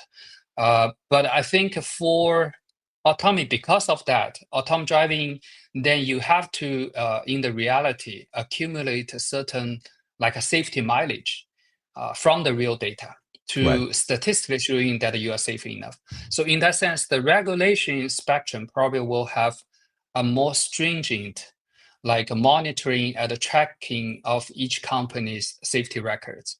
Then it becomes a kind of like evidence or proof to allowing you to further scaling up. In that sense, humanoid robots, if they are not using particularly for the safety related, those kind of application, probably you don't need that kind of safety mileage or safety records. But again, I think typically if you are now expecting physical AI to be deployed in application, people are expecting the performance is not just on par with human performance. Actually, more people are more getting used to say it should be better than humans' performance. Then that become probably a new normal then. Yeah, and I agree with you on the autonomous driving space as well. I think that the autonomous driving, the autonomous vehicle has to be better than a human driver. Otherwise, what's the point? I mean, there are tons of points for it. And I do feel like if we were having this conversation 6 or 7 years ago, we would have said that it was a certain number of years away until we got to full autonomous driving. But I feel like now we're either there or past there, because the development from a technology standpoint has just accelerated so fast. I'm curious as well, and again, I like to make these analogies, but I remember, again, I'll age myself a little bit here, but I think you'll at least know this story. that one of the innovations around the original Sony Walkman, right, the tape player that you could carry around with you, was the miniaturization of the technology that went into it, because a normal tape player was much bigger. The motor that had to drive the tape was bigger. The speakers had to be bigger. All that stuff had to be bigger. But the CEO of Sony was like, I can't carry that thing around with me. If it's going to be a Walkman, it has to be miniaturized. So they did a lot of work on miniaturization as well. I'm curious if, again, the same thing is happening. If you look at XPeng as just an example of something we talked about earlier today, is the robotics company there doing some miniaturization work on both cameras, sensors, and stuff like that, that then feeds into the automobile, which can then make it more efficient as well?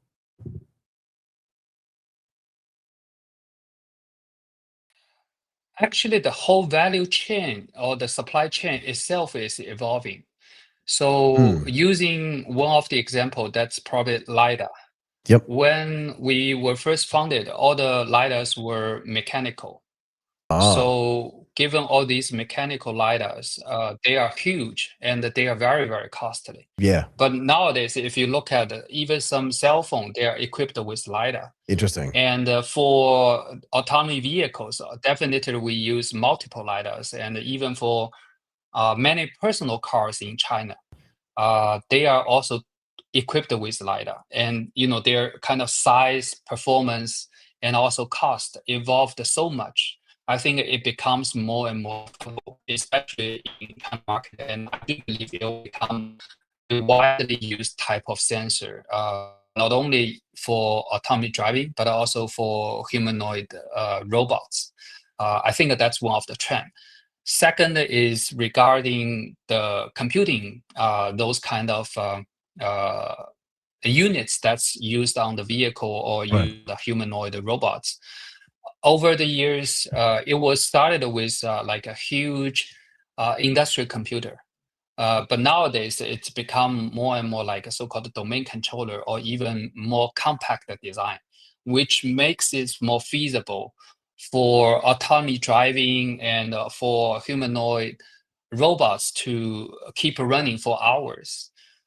If we couldn't make it this efficient or compact, I would say a few years ago, then the autonomous vehicle probably could only run for a few years. Then we have to go back and charging the vehicle. So again, the whole industry, it's actually evolving. Although many of the things probably it's under the hood or under the cover. But however, if you look at the whole ecosystem, I would say, yes, the hardware is becoming cheaper and cheaper and becoming more accessible. And the price, very, very important for commercialization. They are becoming very, very competitive. So I agree with you. I have more if you don't mind. It's so interesting to me, this idea of autonomous vehicles, and I have a bunch more stuff I want to cover if that's okay with you. I feel like in my lifetime, at least up until I was, again, the last like sort of 6 or 7 years, that it was more likely for an automobile business to go out of business than to start a new business.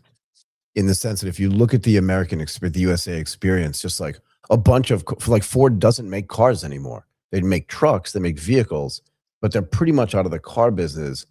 I don't know if Chrysler, like I just remember when I was growing up that it seemed like it was more likely that that there were going to be fewer car companies rather than less. And yet in the last 6 or 7 years, the EV industry in China has just exploded with some of the most amazing things I've ever seen in my whole life.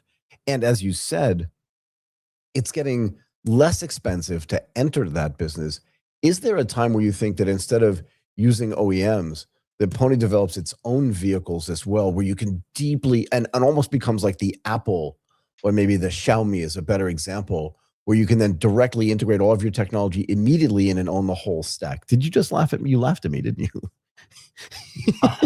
Yeah, it's okay. I think it's a good question for me, for sure, because actually this question has been raised from time to time internally. I do respect the OEM's expertise for manufacturing, for the cost control, right? Those kind of things. So I think because of these expertise, for us, whether we are co-develop a vehicle or at one point whether we should start our own, a very important factor will be the volume. Because again, For OEM to work, it's a question how many vehicles you Economies can of scale. produce They have and to you have scale, can yeah. you can deploy them into operation. But current, I would say, because the robotaxi, it's the volume is only kind of like a several K to 10K range. For now, yeah. And for each generation, I don't think it will be like a 50K or 100K. Even for 100K probably it's also still a very small scale. So I don't think it's the time to make the call yet. Back a few years ago, some of the autonomous driving startup, they want to build up their own vehicle at that moment. However, it was a very costly journey. And eventually, you know, that becomes too risky at that point. So I think right now, I would still believe it's not the time for Pony to make that decision. So that's why we could leverage the OEM at this point through this co-development business model. Yeah. But I think, eventually, if the scale is big enough, then it probably will be a different timing to think about it. Yeah, I mean, I think it's a really good answer. Can we talk a little bit more about the impact that autonomous driving is having on the cities in which you operate, in the sense that it removes the necessity for more individuals to own their own vehicle if they can have access to an autonomously driving vehicle in a robotaxi. And the economics of how the city can behave from a parking perspective, from a charging, like all these sort of second and third order impacts are out there. You know, the vehicles are connected at some level too. So that means that the people that are the companies that are providing internet connectivity have another source of income for them as well. Can you talk a little bit about the economic impact of autonomous driving, where you think it is today and where you think it's going over time?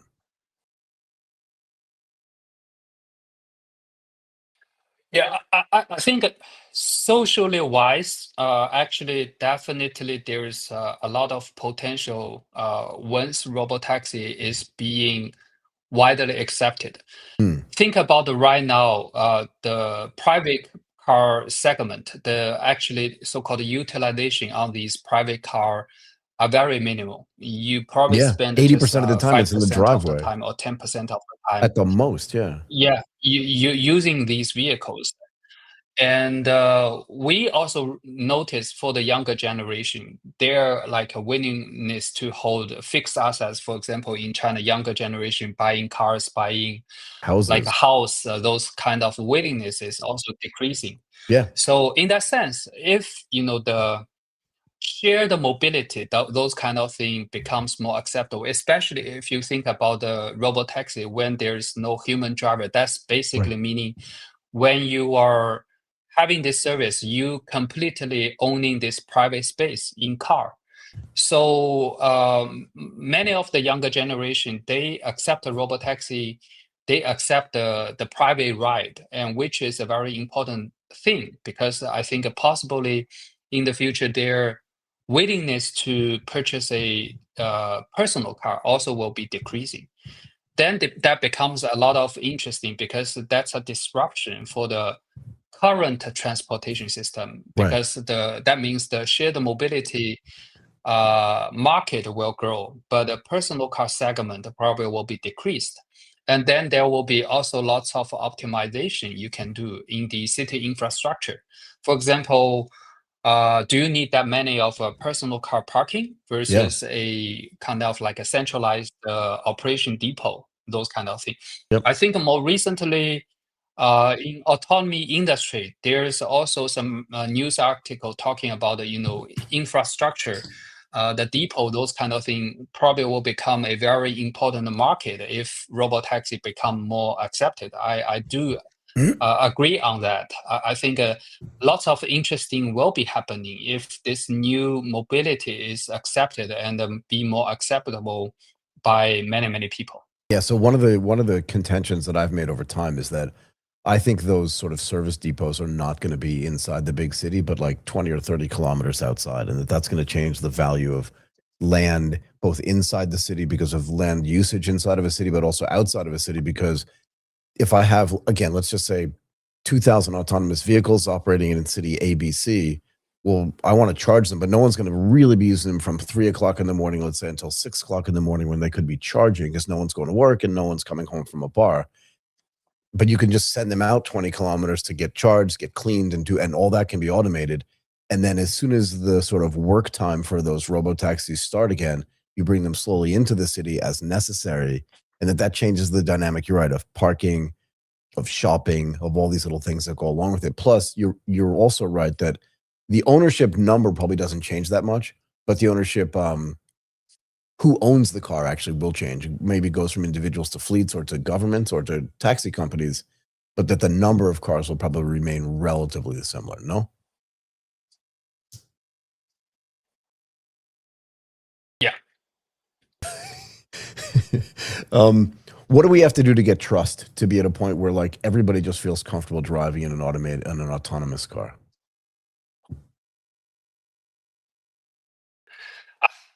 I think that's very important. Again, I think for now, still the number of people that experience the full autonomy vehicles are still very limited. Yeah. So in that sense, building the trust and also make it more accessible to a larger number of people is very, very critical. I think I would kind of like making it comparable to like an early stage of commercial aviation industry. Yeah. Because at that moment, kind of people will try some of the more brave one, or the younger one, or the one that are really tech savvy. They probably will say, I want to try.